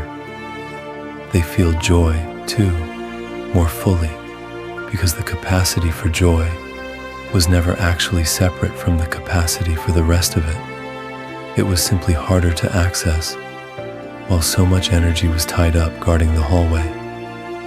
This matters because I don't want you to leave this conversation expecting that shadow work will deliver you into some permanent sunlit state of ease, free from difficulty, free from the ordinary weather of being a person. That expectation, if you carry it forward, will only set you up for a new and unnecessary disappointment, a new reason to feel you failed at something you were never actually promised in the first place. What this work offers instead, and I believe this is a far more honest, far more sustainable promise, is alignment. A sense that your inner and outer life are no longer working against each other, that the energy once spent maintaining a rigid mask and guarding a locked door can be redirected towards simply living with all the difficulty and all the beauty that living actually contains. Alignment is not the absence of hard days. It is the absence of the particular, exhausting friction that comes from being at war with your own nature. I think this is a kinder promise than the one our culture usually offers, and I think, in the long run, it is also the more truthful one. You are not being invited tonight into a life without struggle.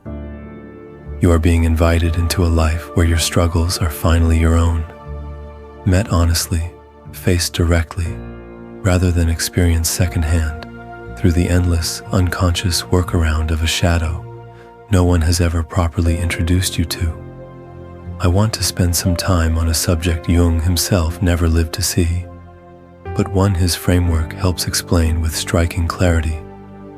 The particular way our shadow behaves in a world saturated with screens, curated images, and constant, involuntary comparison. Think about what a social feed actually asks of you, moment to moment, scroll after scroll. It asks you to witness carefully curated personas, the highlight reel, the flattering angle, the caption written and rewritten until it lands just right, and to measure your own unfiltered, ordinary, Tuesday afternoon life against them. This is projection and persona working together at an industrial scale, a scale Jung, working with individual patients in a quiet Zurich office, could scarcely have imagined. Every time you feel that particular hollow ache scrolling past someone else's curated joy, not simple appreciation, but something closer to a quiet, gnawing sense of falling short, you are very often encountering your own golden shadow, reflected back at you through a screen specifically engineered to maximize exactly that reaction. Because that reaction, uncomfortable as it is, keeps you scrolling longer than contentment ever would. I don't say this to add shame to an already difficult relationship many of us have with our devices.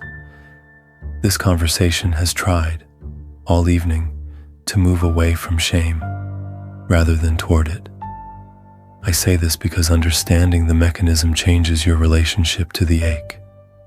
The ache is not proof that your life is insufficient.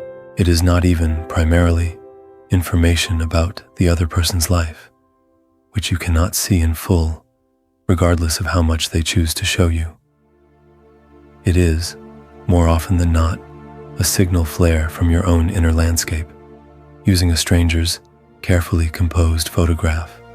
as a convenient screen onto which to project something you haven't yet found a way to access directly. There is also a subtler danger worth naming here. The persona itself has never had an easier tool for its own maintenance than the curated online profile. It has never been simpler to present a flawless, composed, endlessly capable version of yourself to hundreds or thousands of people, while the exiled, unphotographed material, the exhaustion, the doubt, the ordinary mess of an actual life, grows heavier in the room down the hallway, fed by every filtered photograph, every carefully worded caption, every moment of performing wellness instead of simply, honestly, being a person having an ordinary day. I'm not going to offer you a simple prescription here. Delete the apps, log off entirely, retreat from the modern world. That prescription rarely survives contact with actual life, and it isn't really the point of this conversation. What I want to offer instead is a small, portable question you can carry into your next scroll, the same way you carry the lantern practice into your next difficult conversation. What am I actually feeling right now, underneath the comparison? And does this feeling belong to me? Or is it borrowing someone else's careful performance to speak through? I want to offer you something a little different now. Not more explanation, but an extended, unhurried space, simply to sit with everything we've discussed tonight. Let this section be less like a lecture and more like a long, quiet walk beside someone who isn't in any rush to arrive anywhere in particular. Settle a little more deeply into wherever you're resting. Let your hands go loose, however they happen to be positioned right now. There is nothing for them to hold on to during this next stretch of time. Think, if you're willing, of the closed door we spoke about at the very beginning of this hour, the one down the hallway of your inner house. You don't need to open it tonight. I want to be very clear about that because some part of you, hearing all of this, may feel a pull to force the issue, to walk down there right now and throw the door open, determined to finally see everything at once, to fix everything at once, to be done with this work by morning. That urgency is worth noticing gently, because it too is a familiar pattern. The same pattern, perhaps, that built the rigid persona in the first place. The belief that everything must be resolved immediately, thoroughly, and on a schedule, or else it doesn't count as having been done at all. Let that urgency soften, here, in this extended quiet. The door will still be there tomorrow. It has waited this long. It can wait a little longer, while you simply practice, tonight, the more foundational skill beneath all of this work, staying present with discomfort without immediately needing to resolve it. Picture yourself instead simply standing at the start of the hallway, not walking toward the door, not walking away from it either, just standing, aware of its presence, aware that something lives behind it, and aware, too, that you are no longer required to pretend the hallway doesn't exist at all. Notice how that feels. Not opening, not avoiding, just acknowledging. For many people, this middle position, this simple acknowledgement without immediate action, is itself a profound relief, because so much of the exhaustion we carry comes not from the shadow's contents directly, but from the enormous, ongoing effort of pretending the hallway isn't there in the first place. The moment you stop pretending, even without opening a single door, something in the whole system relaxes. The way a hand relaxes, the instant it stops gripping something it had forgotten it was even holding. Stay here for a while. Breathe in. Let the exhale be a little longer than the inhale, if that feels natural, not forced, just noticed. In through the nose, if that's comfortable. Out slowly, like a long, unhurried sigh, You've been owed for longer than you realized. You have a hallway. You have a door. Something lives behind it, and it is not your enemy. It is a part of you that has been waiting, patiently, faithfully, for the kind of evening you're having right now. An evening where someone finally acknowledged that the hallway exists without demanding you walk down it before you're ready. That acknowledgement is enough for tonight. It is, in fact, more than enough. It is the entire beginning of everything that follows. Rest here with me once more. Picture a garden, seen from just outside its low wooden gate at the very end of a long day. You can see the shapes of it in the fading light. Some rows tidy, some overgrown, some sections you clearly haven't tended in longer than you'd like to admit. The gate is unlocked. It has always been unlocked. No one has ever been keeping you out of your own garden, but you, and the choice, when you're ready, has always been entirely yours. Notice that the gate does not demand you enter tonight.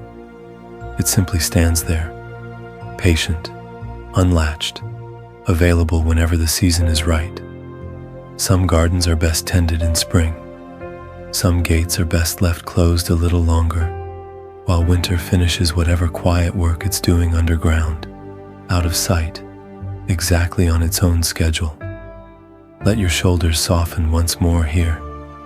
Let your breathing settle into whatever rhythm feels most like rest. There is no failure in leaving the gate closed for one more season. There is no failure either in walking through it tonight if something in you feels ready. Both are honest responses to an honest garden. Breathe here for a few more moments.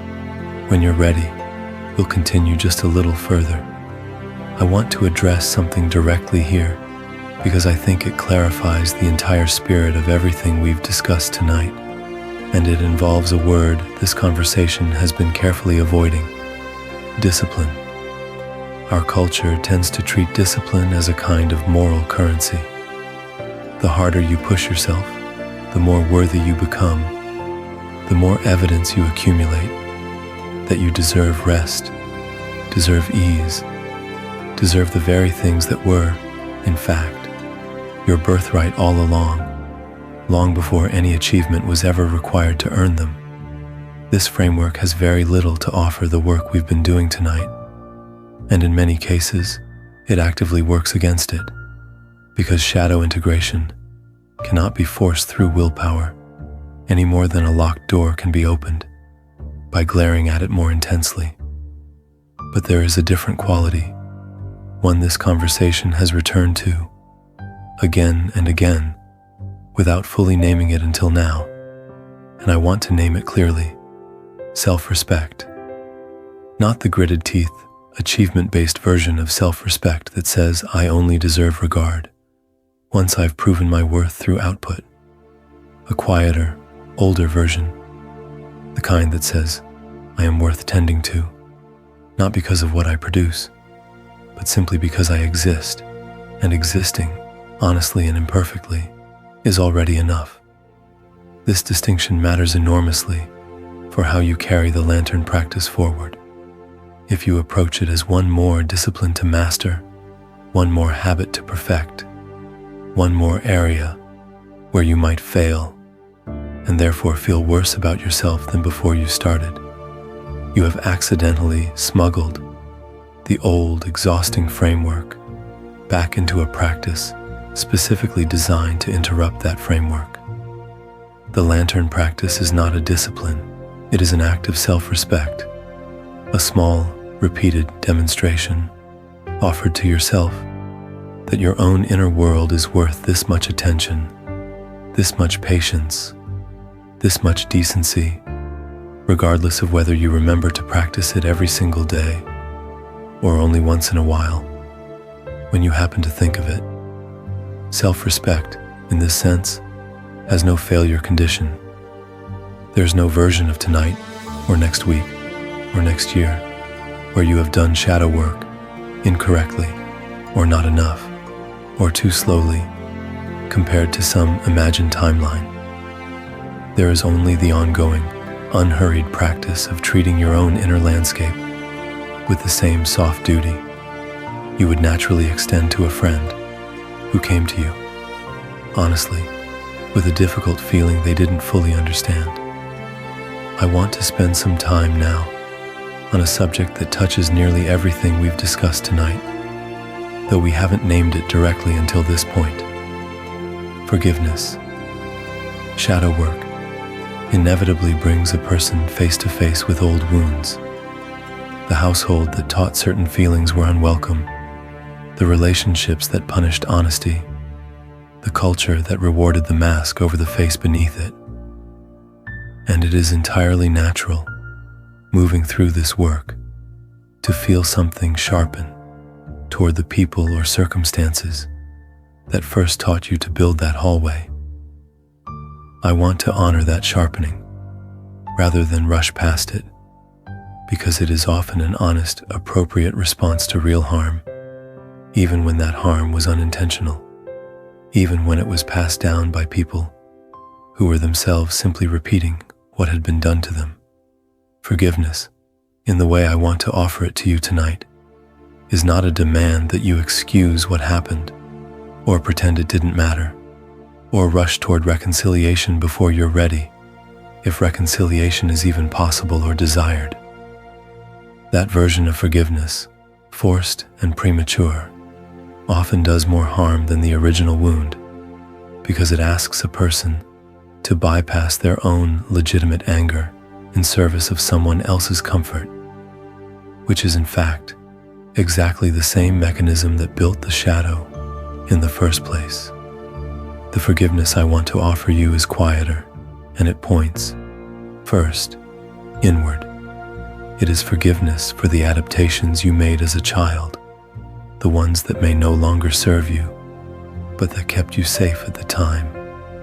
It is forgiveness for the years you spent unaware of your own shadow, feeding it without knowing, projecting it onto people who didn't always deserve the full weight of your reaction. It is forgiveness for not having done this work sooner, as though there were ever a sooner available to you, before you had the language, the safety, and the readiness you have only now, in this exact moment, finally found. And if forgiveness toward others eventually becomes available too, not forced, not rushed, simply available, the way fruit becomes available only once it's actually ripe, I want to offer you this reframe. Forgiving someone does not require believing what they did was acceptable.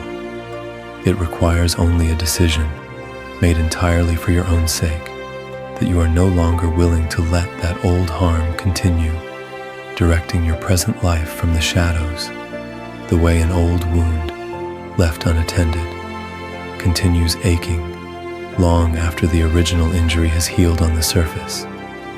This is soft duty in its most demanding form, not the duty to perform forgiveness on a schedule someone else expects of you, but the duty to your own eventual peace, pursued patiently on a timeline that belongs entirely to you.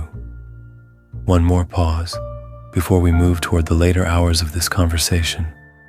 Picture a single leaf on a tree in early autumn, just beginning to turn, not yet fallen, not yet fully changed, caught in that particular in-between state, where it is still connected to the branch that fed it all summer, and also already becoming something new, something it wasn't a few weeks before. The leaf does not rush its turning.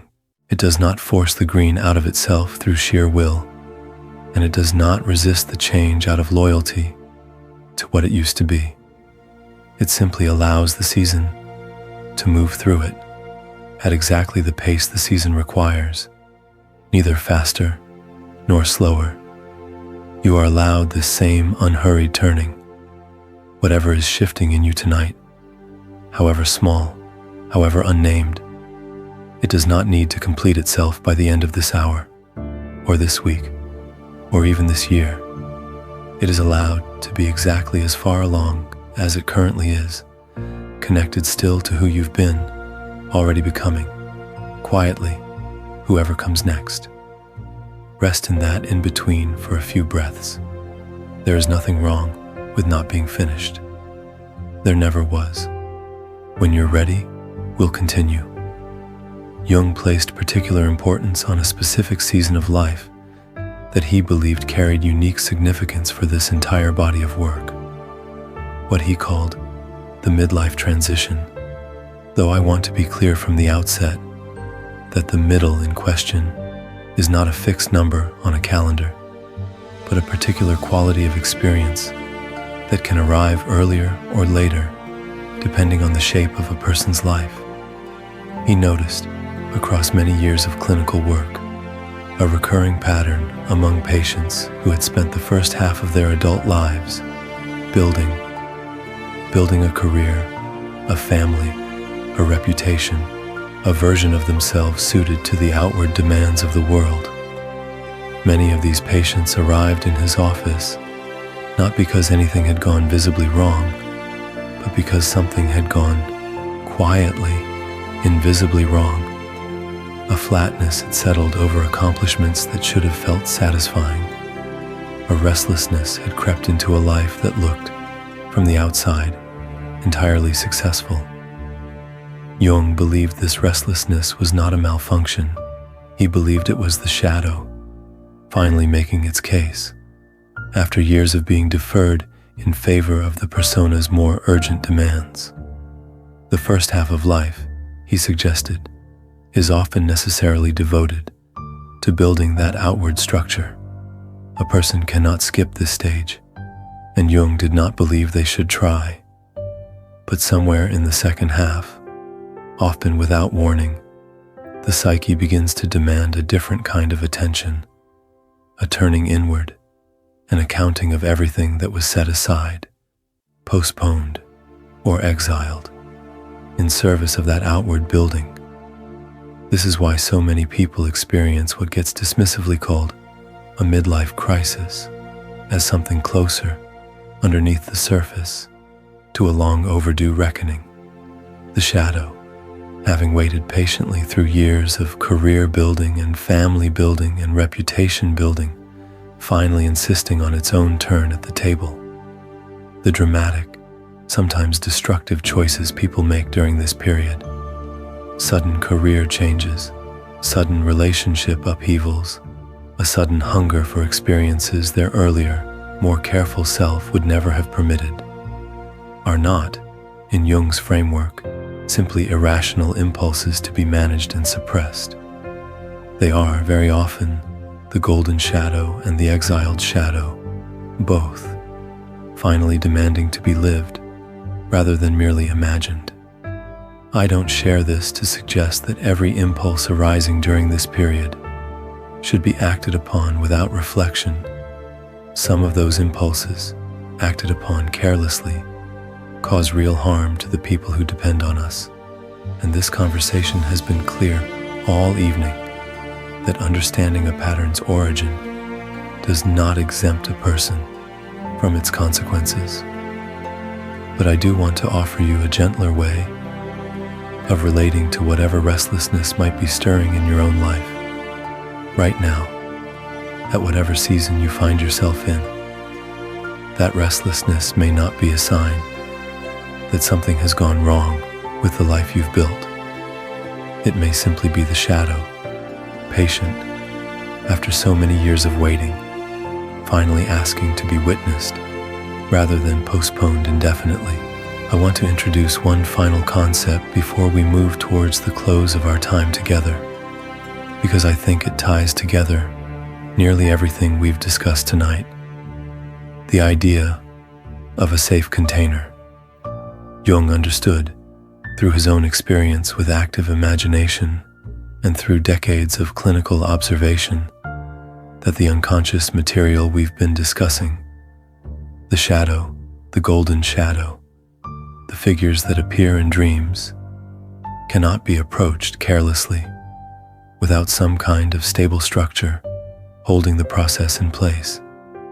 He believed, and this became foundational to the therapeutic traditions that followed him, that deep inner work requires a safe container, a relationship, a practice, a set of conditions, stable and trustworthy enough to hold whatever surfaces without the person doing the work, feeling as though they might be swept away entirely. For Jung himself, during his own confrontation with the unconscious, this container took the form of his ongoing responsibilities, his patients, his family, the daily structure of an ordinary life that continued alongside his extraordinary inner explorations. He believed and wrote about this explicitly, that maintaining this outer stability was not a distraction from his inner work, but an essential support for it, a kind of riverbank that allowed the water to move freely without flooding everything around it. I want to offer you the same permission. You do not need to abandon the structures of your ordinary life in order to do this work honestly. In fact, Jung would likely caution against it. The safe container matters as much as the exploration itself. A steady daily rhythm, a trustworthy relationship or two, a physical environment that feels secure rather than chaotic. These are not obstacles to shadow work. They are its necessary foundation, the bank without which the river would simply spread out into a formless, unmanageable flood. If, at any point in this work, tonight or in the weeks that follow, something surfaces that feels larger than your current container can safely hold, that is not a sign that you failed at this practice. It is a sign, simply, that the container needs reinforcing, whether through the support of a trusted person, a professional guide, or simply more time spent tending the ordinary, stabilizing rhythms of your daily life before going further into the depths. There is no shame in needing a stronger container. Even Jung, walking directly into the heart of his own unconscious, made sure he had one. This entire space, this hour we've spent together tonight, is meant to function as a small piece of that container too, a place you can return to again and again whenever the hallway feels like more than you want to face alone. Nearly everything we've discussed tonight has focused on the inner, private work of witnessing your own shadow. The hallway, the door, the lantern held steady in your own two hands. But I want to close this portion of our conversation with something equally important: the role other people play in this work. Because Jung, for all his emphasis on the deeply personal nature of individuation, never believed this journey was meant to be walked in complete isolation. There is a particular kind of healing that happens only in the presence of another person, not through their advice, not through their attempts to fix or solve what you're carrying, but simply through their willingness to witness it alongside you, without flinching, without rushing you toward resolution. This is in many ways what a good therapist offers. It is also what a good friend offers, a good partner, sometimes even a stranger, who happens to meet you at exactly the right moment, with exactly the right quality of attention. If you have someone in your life capable of this kind of witnessing, someone who can hear you name a difficult feeling without immediately trying to talk you out of it, someone who can sit with your uncertainty without needing to resolve it on your behalf, I want to encourage you, gently, to let them in a little further than you might have before tonight. Not all at once, not with a dramatic confession delivered out of nowhere. Just a little further, the next time something true and slightly uncomfortable rises in you during an ordinary conversation. And if you don't currently have someone like this in your life, I want to say clearly that this is common, and it is not a sign of failure on your part.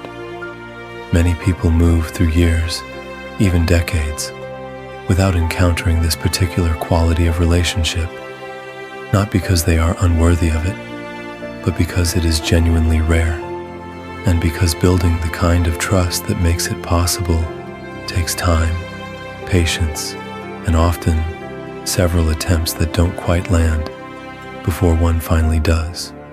This is, in its own quiet way, part of why spaces like this one exist, not as a replacement for human connection, which nothing ever truly replaces, but as a kind of way station, a place to practice the sensation of being witnessed without judgment, while you continue, in your own time, to build or rebuild that capacity with the people in your actual daily life.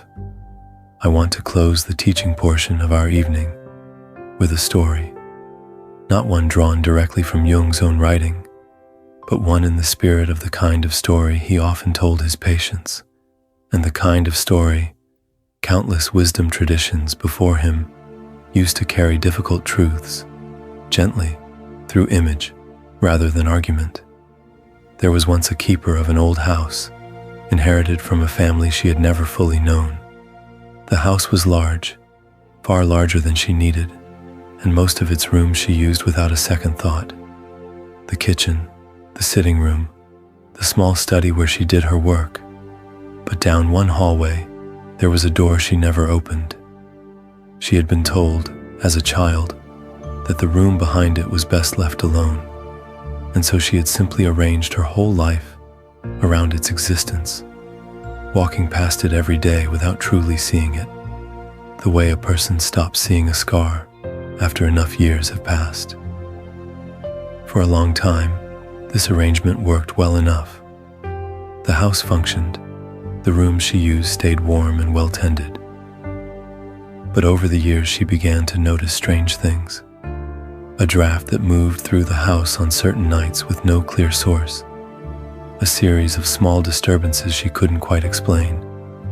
A persistent low hum of unease she'd grown so accustomed to that she'd stopped registering it as unease at all, simply as the ordinary sound of an old house settling.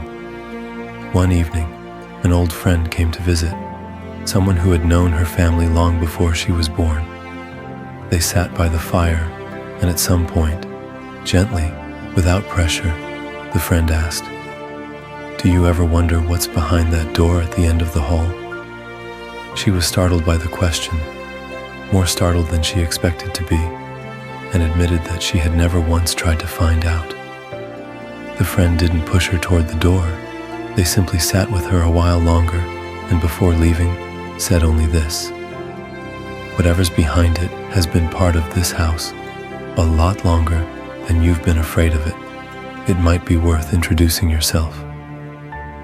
That night, after her friend had gone, she found herself standing at the end of the hallway for the first time in years, really standing there, seeing the door, as though for the first time. She did not open it that night. She simply stood and breathed and let herself acknowledge, honestly, that something lived behind it, and that the something had never once tried to hurt her. It had simply been waiting, all this time, for someone to finally stop pretending it wasn't there. In the weeks that followed, she began to visit that spot in the hallway more often. Sometimes she opened the door a crack. Sometimes she didn't open it at all, and simply stood outside it, listening. And slowly, gradually, without any single dramatic moment she could point to afterward, as the turning point, the draft began to settle. The low hum of unease began to quiet, not because the room had been emptied, and not because whatever lived there had been banished, but because it had finally, after so many years, been acknowledged as part of the house she actually lived in, rather than a separate, forbidden structure she had spent her whole life pretending was someone else's problem. The house did not become a different house. It became, for the first time, entirely her own. Every room of it, including the one she had once been too afraid to claim. One more pause before we begin to close. Picture the last light of day, the particular quality it takes on just before dusk fully arrives. Not bright, not dark, but something in between, soft and forgiving. The kind of light that makes every ordinary object it touches look a little more gentle than it does at noon. You are allowed to see yourself in this light tonight, not the harsh, examining light of midday, the light that catalogs every flaw and measures every shortfall against some imagined standard. This softer light, the light that simply illuminates what's there, without demanding it be anything other than what it already is. Let this light rest on your own hallway for a moment, on your own closed door, on whatever you've carried into this hour tonight. Notice how much less frightening it all looks in this gentler illumination. Notice how much of what felt urgent at the start of this conversation has settled, quietly, into something closer to simple fact. Not good, not bad, just true, and true things, held in soft light, are so much easier to hold than we expect. Breathe here for a few more moments. We are almost to the end of our time together, but there is still no need to rush toward it. Before we close, I want to gather up what we've walked through tonight, gently, the way you might gather stones from a riverbank at the end of a long walk, not to carry every single one home, but to hold them briefly and notice their weight before setting most of them back down. We began by landing in the body, learning that exhaustion is not a moral failure, but a form of biological intelligence, a circuit breaker doing exactly what it was built to do. We met the shadow, not as a source of shame, but as a room down the hallway of your inner house, holding everything that didn't fit the picture you were taught it was safe to present to the world. We learned that this room holds darkness, yes, but also gold, unlived confidence, unlived creativity, unlived aliveness, exiled right alongside the anger and the shame, simply because none of it fit the narrow role you were once assigned. We looked at projection and the strange mirror other people so often become for us, showing us exactly what we've refused to see in ourselves, whether that refusal points toward our own capacity for harm or our own capacity for greatness. We looked at the persona, the mask every one of us needs, and none of us should mistake for the whole of who we are. We looked at dreams as letters sent up from the deeper floors of the psyche, and at the body, which so often knows the truth before the analyzing mind is ready to admit it. We built a practice together, the lantern practice, 4 soft movements requiring no physical effort and no harsh discipline. Feel, name, breathe, choose, meant to be carried forward not as one more obligation, but as an ongoing act of self-respect, offered to your own inner world, the same way you would naturally offer patience to a friend. We met Jung himself, more fully than his popular reputation usually allows, not a detached theorist observing suffering from a comfortable distance, but a man who walked directly into the heart of his own unconscious, uncertain whether he would find his way back, and returned with a map drawn from his own footprints, a map he spent the rest of his long life refining and offering to anyone willing to walk their own hallway with the same patient courage. We talked about grief and the tangled, unsanctioned feelings that so often accompany it. We talked about the trickster and the creative shadow, and the particular danger of keeping disruption locked away until it demands, all at once, a much larger disruption than would ever have been necessary otherwise. We talked about midlife and the way restlessness in the second half of life is so often the shadow, patient after years of waiting, finally insisting on its turn at the table. We talked about the safe container and the importance of not doing this work entirely alone, whether through a trusted person, a professional guide, or the ordinary, stabilizing rhythms of daily life. And we talked, too, about the distinction between guilt and shame, between wholeness and happiness, between discipline and self-respect, distinctions that matter enormously for how gently and how sustainably you carry this work forward once tonight has ended and the ordinary noise of your life resumes. None of this was offered to you as a program to complete, a checklist to finish, or a version of yourself to achieve by some future deadline. It was offered simply as a companion for one evening, a lantern held steady beside you for as long as you needed it, while you looked gently at a hallway you may have spent a very long time trying not to see. There is one more image I want to leave with you before we close, because I think it captures something essential about how this kind of inner work actually unfolds. Something very different from the fast, visible, measurable progress our culture usually asks us to chase. Think about a field in early spring, right after the last frost has passed. If you walked out to that field the morning after planting, you would see nothing. No green, no visible sign that anything had changed at all. It would be easy, standing there, to conclude that nothing was happening, that the seeds had failed, that the whole effort had been wasted. But underground, in the dark, unseen soil, something extraordinary is already underway. Roots are extending outward, searching for water, anchoring themselves against whatever storms the coming season will bring. This work happens entirely without light, entirely without an audience, entirely without the seed's permission or awareness. It simply happens because that is what seeds do, given soil and time and enough patience not to be dug up and examined before they're ready. This is what I mean when I say the night works in secret. Everything we've discussed tonight, the hallway, the door, the lantern, the small, repeated act of witnessing rather than fleeing, most of it will not show visible results by morning. You will not wake up tomorrow with your entire shadow integrated, your entire persona softened, your entire capacity for self-respect fully restored. That was never the promise of this hour, and any promise like that would have been a lie. What actually happens instead is quieter, slower, and in many ways far more trustworthy than any dramatic overnight transformation could ever be.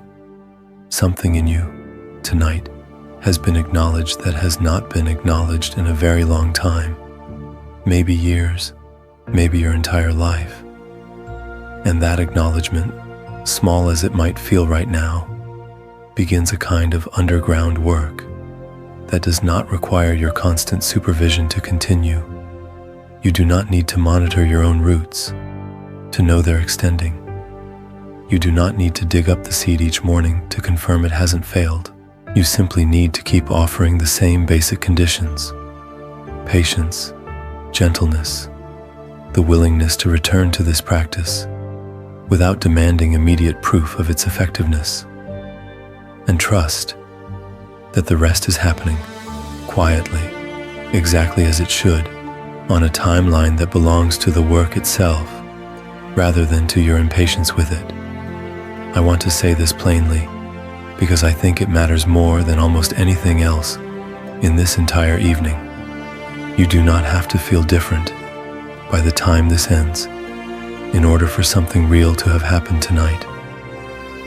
The measure of this hour was never meant to be a feeling of immediate transformation. The measure is simpler and far more attainable. Did you, for even a few minutes, stop pretending the hallway wasn't there?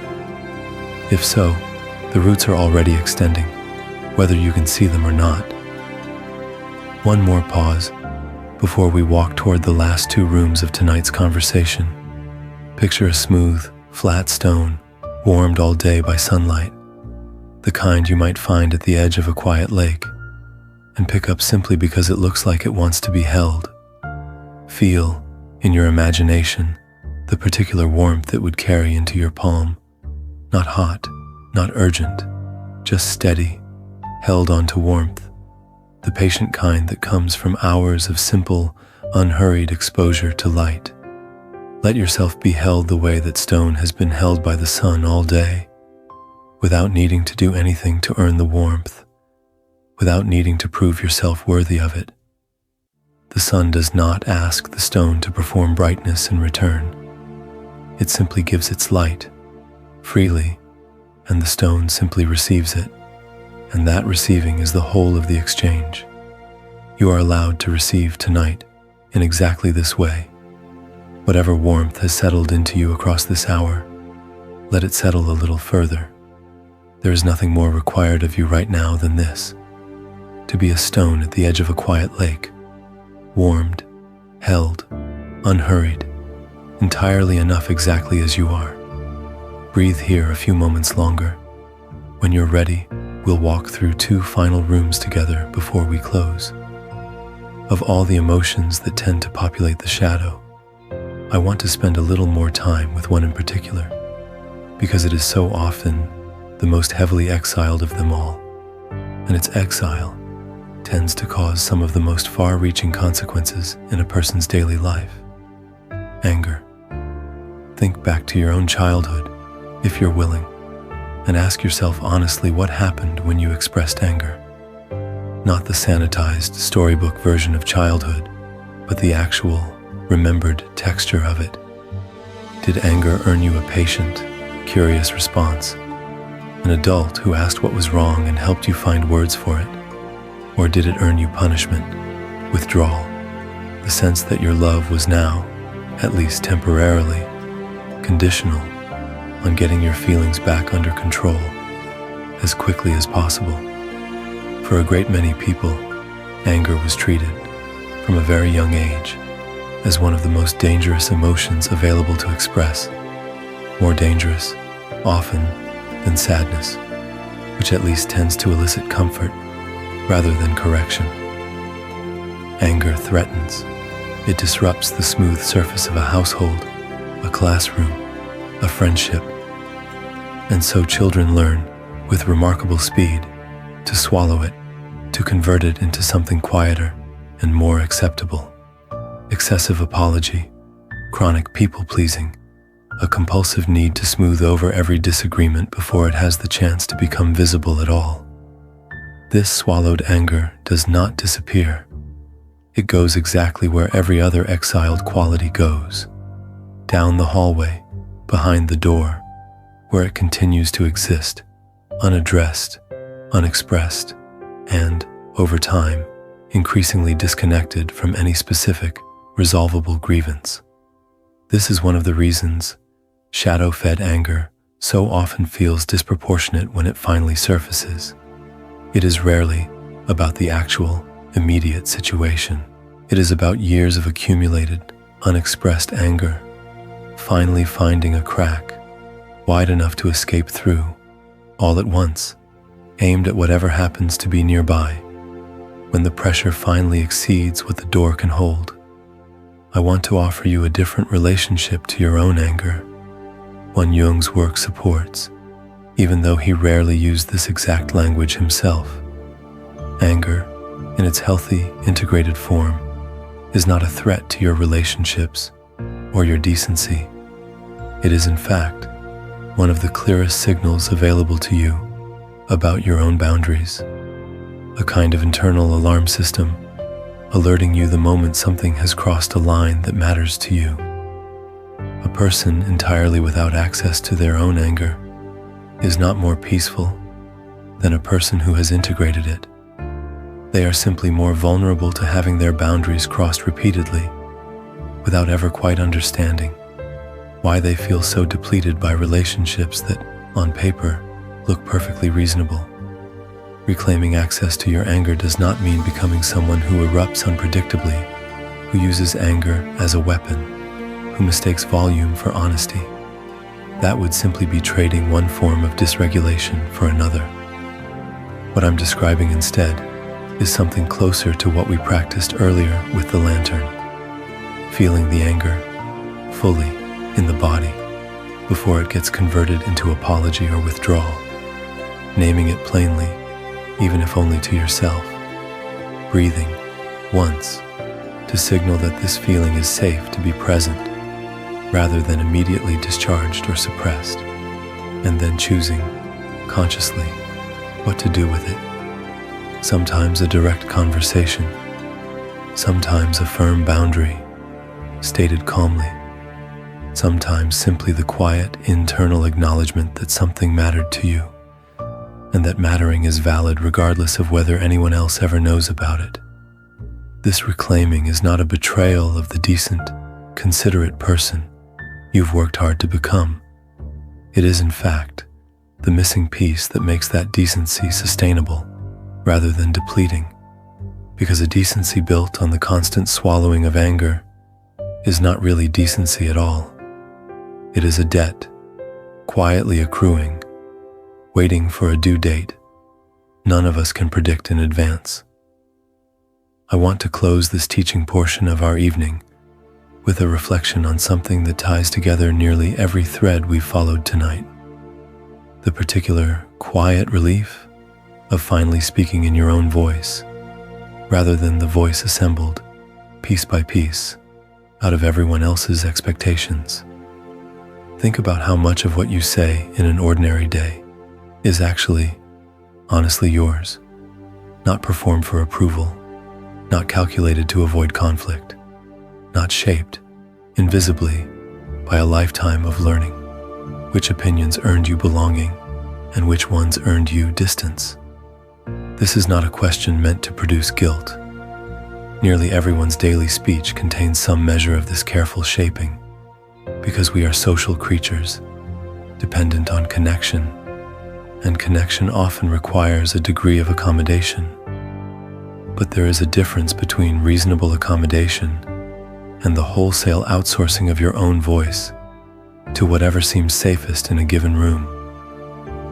And the shadow, more than almost anywhere else, tends to gather at exactly this site, in the words you didn't say, the opinions you softened past recognition, the honest reactions you converted into agreeable nods because disagreement, somewhere along the way, was taught to feel dangerous.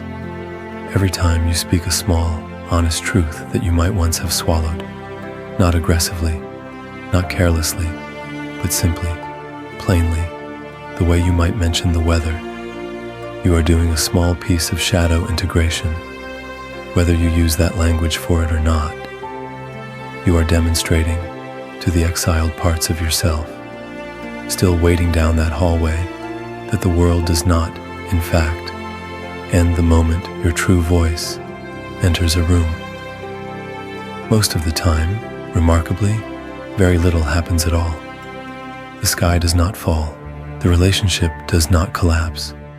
The disapproval you spent years anticipating turns out, in the actual moment, to be far smaller and far more survivable than the version your shadow has been rehearsing in the dark for years. This is, I think, one of the quietest and most sustainable forms of the work we've discussed all evening. Not a dramatic confrontation with your shadow, not a single cathartic breakthrough that changes everything overnight, but this, small, repeated, unremarkable moments of choosing your own honest voice over the well-worn, protective silence that once kept you safe, but no longer serves the life you're actually trying to live. Your voice, when it finally comes home to itself, does not need to be loud. It does not need to announce its arrival, or apologize for having been away so long, or prove itself worthy of the space it now occupies. It simply needs to keep showing up, gently, the next time a room asks you to shrink, and the next time after that, and the next, until, gradually, without any single moment you could point to as the turning point, it simply becomes the voice you use, rather than the voice you occasionally risk. Rest with me once more before the final room. Picture a hearth, low burning, in a house at the end of a long, cold day. Not a roaring fire, nothing dramatic, nothing that demands attention. Just a steady bed of embers, quietly holding their heat, exactly enough to keep a room comfortable, without anyone needing to feed it constantly. or watch it anxiously. Notice how little a hearth like this actually requires. Not constant tending, not perfect conditions, just occasional, unhurried attention. A log added when it's needed, a little space to breathe, and otherwise, simply trust that the embers know how to hold their own warmth between visits. Let this be a picture of what tonight's work can become in your own life.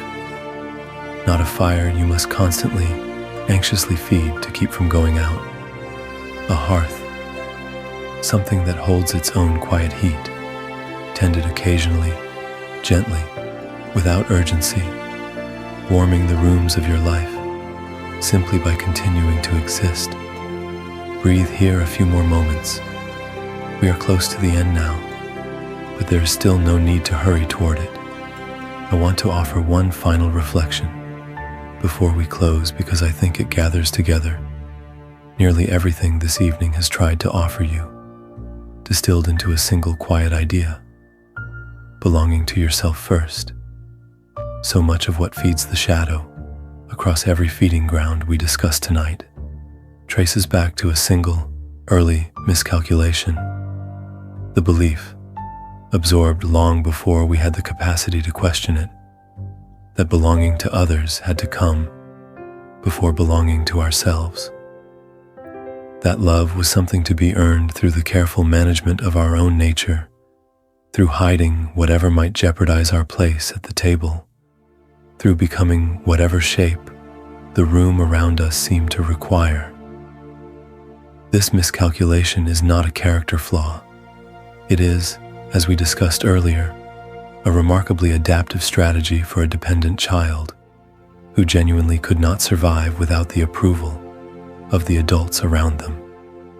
But what serves a child's survival does not always serve an adult's flourishing, and somewhere along the way, most of us carry this early strategy forward, long after the original necessity has passed, applying it to friendships, partnerships, workplaces, and communities that would, in fact, welcome far more of our honest nature than we've ever risked showing them.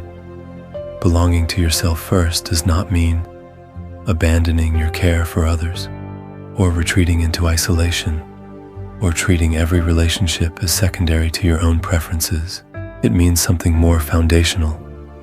It means that your own inner landscape, your hallway, your golden shadow, your capacity for anger and tenderness and creativity and rest becomes the home base you return to before you go out to meet the world, rather than a home base you are only permitted to visit once the world has finished approving of you. This is, I think, the quiet, underlying promise of everything we've walked through tonight. Not that you will become a different person, unrecognizable to the people who know you now. Not that you will suddenly need nothing from anyone else, having achieved some fantasy of total self-sufficiency. Simply that the center of gravity shifts, gradually, from external approval toward internal alignment, from asking, first, will this be acceptable to them, toward asking, first, is this true for me? And only then, with that truth already gently held, considering how to offer it to the people and the world around you, with care, with decency, and with the kind of honesty that was never actually available to you until you stopped needing their permission to access it. You belong to yourself, not instead of belonging to the people you love, but underneath that belonging, as its foundation. The hallway is yours, the door is yours, the lantern, and the patience to hold it steady, night after night, for as long as this quiet work requires. All of it is yours, and has been this entire time, waiting only for you to remember it. One last reflection before we close, because I want to address something that may be sitting quietly beneath everything else you've felt tonight. A worry about timing. A worry that you are somehow behind. that you should have done this work sooner, that other people seem to move through their own inner landscapes with more ease, more speed, more visible progress than you feel capable of right now. I want to meet that worry directly because it is so common and because it is, in its own way, simply one more disguise the shadow wears. The belief that even healing itself must be accomplished on schedule, competitively, correctly, or else it doesn't count. There is no wrong pace for this work. I want to say that as plainly as I can. Some people spend years circling a single closed door before they're ready to stand in front of it without flinching. Others move through recognition and integration more quickly, not because they are braver or more capable, but simply because their particular history built a lighter door, one that opens with less resistance. Neither pace is a measure of your worth, your capability, or your ultimate depth of healing. A person who takes 20 years to open a door they were finally ready to open is not behind a person who opened theirs in 20 days. They are simply two different houses, built under two different weathers, opening in the season that was actually theirs. If tonight stirred something in you that felt overwhelming, too much, too fast, more than you were prepared to sit with, I want you to know that closing this door again, gently, for now, is not a failure of this practice. It is, in fact, an act of exactly the self-respect we've discussed all evening. You are allowed to close the door. You are allowed to return to it next month, or next year, or in some season you cannot yet predict. The hallway will still be there. It has waited this long with remarkable patience. It can wait a little longer, on your terms, at your pace, without a single ounce of urgency imposed on you from outside. And if tonight stirred something gentler, a quiet curiosity, a soft readiness to keep going, I want you to know that this too is not a race against anyone else's timeline. You do not need to complete this work by any particular age, or before any particular milestone, or faster than the people around you seem to be moving through their own version of it. This is, and has always been, entirely yours. Yours to enter when you're ready. Yours to pause whenever you need to rest. Yours to complete, if completion is even the right word for a process this alive, on a timeline that belongs to no calendar, but your own unfolding. I want to add one more room to tonight's conversation, because I suspect some of you listening are people who spend most of your days holding space for everyone else. The friend everyone calls first in a crisis, the parent who manages the household's emotional weather alongside its actual weather, the colleague who quietly absorbs the tension of every difficult meeting so the room can stay functional. If this describes you, I want to speak to you directly for a moment, because your shadow tends to form in a particular, specific shape. For people who have spent years as the holder, the exiled materials very often need itself. The simple, ordinary human need to be held in return, to be asked how you're doing, and have someone actually wait for the honest answer, to fall apart occasionally, without immediately reassuring everyone around you that you're fine. Really? Don't worry about me. This need did not disappear simply because you became skilled at meeting everyone else's.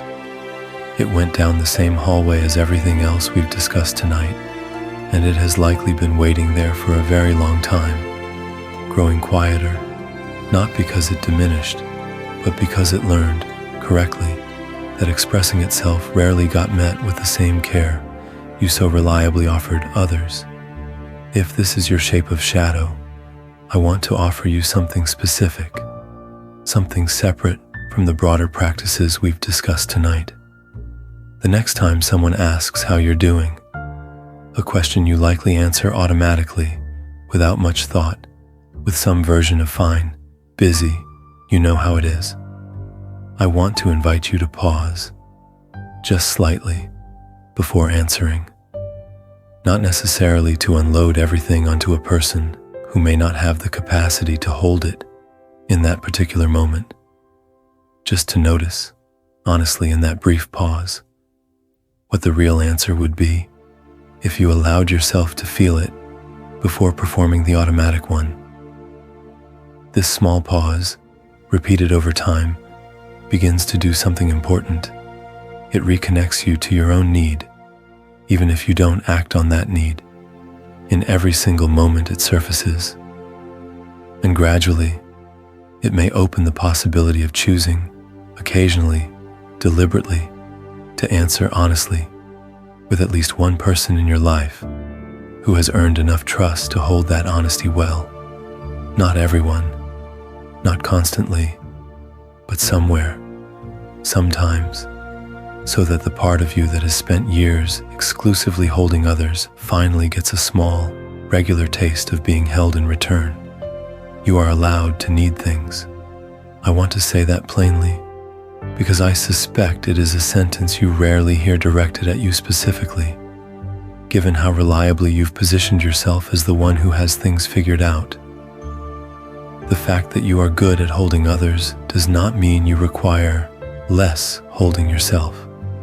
It often means the opposite, that the muscle of receiving has simply gone unused for so long that it has grown quiet, unpracticed, and in need of the same patient, gentle reactivation as every other exiled part of the shadow we've discussed tonight.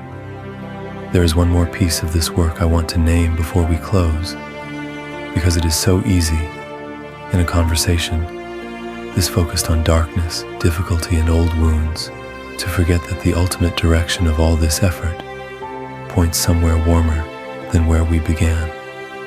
People who begin integrating their shadow often report something they don't expect, something rarely advertised in the language surrounding this kind of inner work.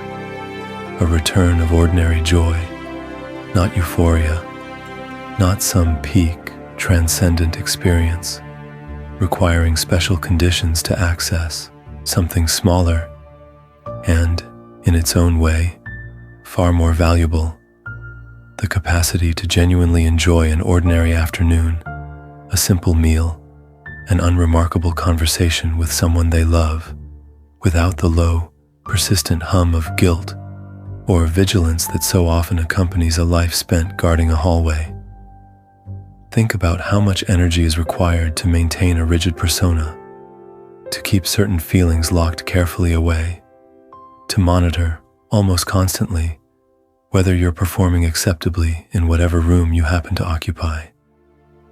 That energy has to come from somewhere, and very often it is drawn directly from the same reservoir that would otherwise be available for simple, unguarded pleasure. A person spending significant energy keeping their anger, their need, their tenderness locked behind a door, has less energy left over to fully taste their coffee, to fully notice the particular quality of afternoon light through a window, to fully receive a compliment without immediately deflecting it or wondering what's really meant by it. As the hallway becomes less guarded, not empty, not resolved entirely, simply less tightly defended, something interesting tends to happen. The energy once spent on defense becomes available again, and it does not only flow toward processing difficult feelings as you might expect. It flows just as readily towards simple aliveness.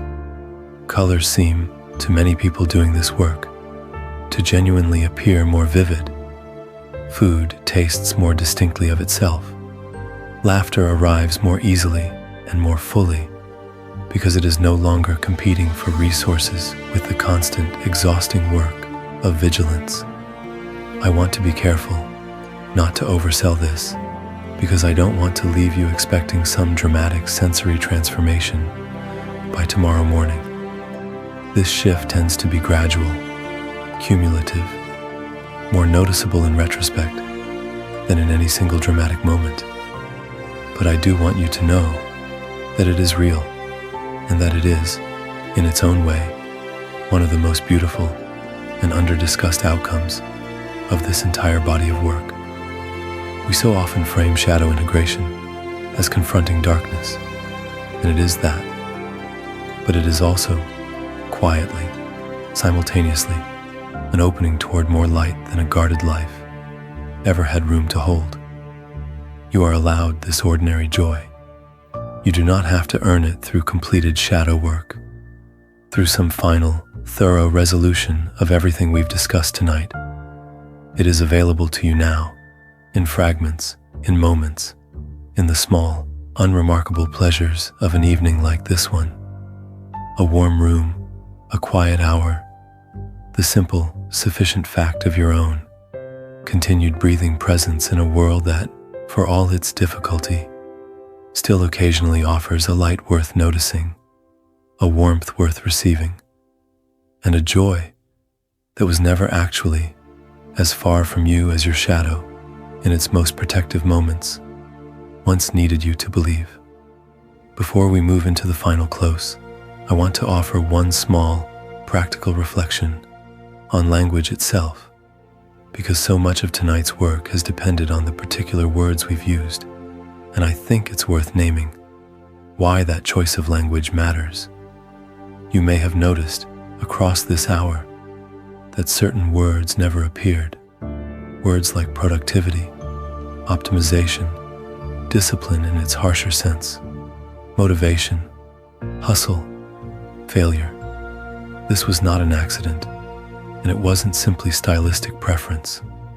Those words belong to a framework this conversation has been quietly, deliberately trying to set aside, because that framework, however useful it might be in other contexts, tends to treat the inner world the same way it treats a project deadline, as something to be managed, accelerated, and measured against external benchmarks. The shadow does not respond to that framework. You cannot optimize your way into wholeness any more than you can motivate a locked door into opening through sheer enthusiasm. This is why we reached instead for a different vocabulary all evening. Alignment instead of success, witnessing instead of analyzing, soft duty instead of discipline, thawing instead of fixing. These words are not softer simply for the sake of comfort. They are more accurate. They describe a process that actually unfolds the way frost actually melts, the way roots actually extend, the way trust actually rebuilds after being broken, slowly, non-linearly, and never in direct proportion to the amount of force applied to speed it along. I want to invite you to notice, in the days ahead, which vocabulary you reach for when you think about your own inner life. If you catch yourself reaching for the language of optimization, I should be further along by now. I need to work harder on myself. I'm failing at healing. I want you to remember tonight, and gently, without self-criticism, reach instead for the vocabulary we've practiced here. Not I need to fix this, but I am witnessing this. Not I failed to integrate my shadow today, but I am tending a hallway that took years to build, and tending takes the time that tending takes. Language shapes the container. This work happens inside of, and a harsh container produces harsh results, however good the underlying intention might be. A gentle container, tended patiently over time, tends to produce something far more durable. Not a quick fix, but a genuine, lasting alignment between the person you present to the world and the whole, complicated, worthy person actually living underneath that presentation. We are near the end of our time together now, and I want to close the way this space always closes, not with a demand, not with a checklist of homework to complete before we meet again, but with an invitation offered freely to whatever pace feels true to you. If any part of tonight settled something in you, the image of the hallway, the permission to feel your exhaustion without shame, the 4 soft movements of the lantern practice, the story of the keeper and her old house. I want you to know that you don't have to do anything further with it right now. You don't need to journal about it tonight. You don't need to have a plan for tomorrow. You have already done the part that matters most. You showed up, you landed in your body, and you let yourself consider for 1 full hour that the parts of you kept hidden down that hallway are not enemies to be defeated, but old, patient companions, waiting only to be witnessed. This is what I mean by soft duty, the phrase we've returned to throughout tonight. Not the harsh, achievement-based duty our culture usually demands, the kind that measures your worth by how much you produce, how quickly you improve, how visibly you transform. Soft duty asks something smaller, and in some ways something much harder, to master precisely because it offers no dramatic proof of progress. The duty simply to keep showing up, gently, for your own inner landscape, again and again, without needing each visit to yield an immediate, measurable result.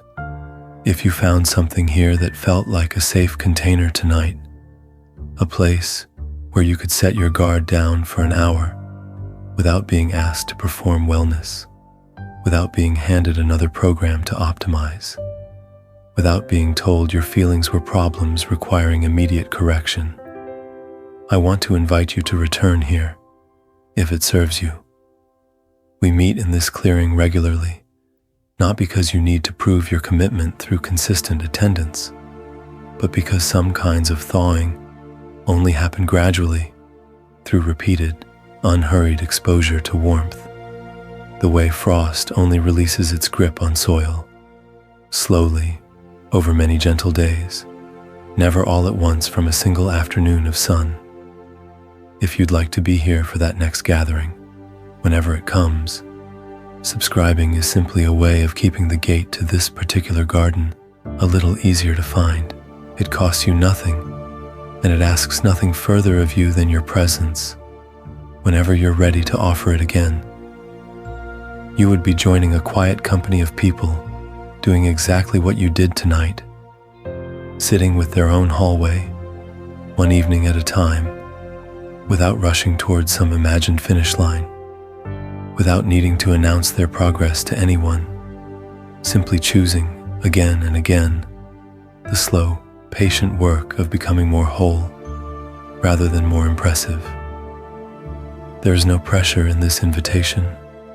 I want to say that clearly, one more time, because so much of what usually accompanies an invitation like this carries a hidden weight, a sense that you owe something, that your worth as a member of this audience depends on some ongoing performance of engagement. That is not what this is.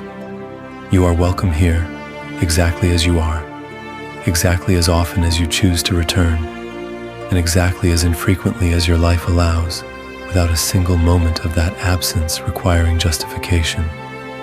For now, let this hour close the way all good evenings close, not with a demand for what comes next, but with permission simply to rest. Let the night do its quiet, underground work. Let the roots extend, unsupervised, unmeasured, entirely trustworthy in their own patient timing. You do not need to check on them. You do not need to dig them up to confirm they're growing. You have done enough tonight. You landed in your body. You looked, gently, toward a hallway you might have spent years avoiding. You let yourself imagine that the parts of you kept hidden, there are not monsters, but companions, old, patient, and still, after all this time, entirely capable of being welcomed home. Rest now. The lantern stays lit, even after you close your eyes. It does not need your attention to keep burning through the night. That too is a kind of grace. One more quiet proof that some of the most important work in a life happens not through effort, but through trust, offered patiently to a process far wiser and far more faithful than our impatience ever gives it credit for being. Until we meet again in this clearing, take good care of the whole of yourself, the parts you've always shown proudly, and the parts still waiting quietly down the hallway, who are only now, for the first time in a long while, beginning to believe that someone might actually come looking for them. Good night. If you're still here, still listening, still resting in this quiet clearing we've built together tonight, I want to leave you with one last, small thought, separate from everything else we've discussed, because I think it deserves its own space, rather than being folded into the closing that came before it. Somewhere in the last hour, you gave something rare to yourself, unhurried attention. Not the fragmented, half-present attention most of us offer ourselves in the gaps between obligations, but a full, sustained hour set aside deliberately for nothing more productive than sitting with your own inner landscape. In a world that constantly asks you to justify your time by what it produces, this hour produced nothing measurable at all. No task was completed. No inbox was cleared. No visible outcome exists to prove that this time mattered. And yet, I would offer, gently, that very little you did this week mattered more than this. Not because insight alone changes a life overnight.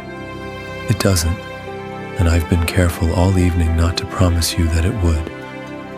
But because the simple, repeated practice of offering yourself this kind of attention is, itself, one of the deepest forms of decency available to a person.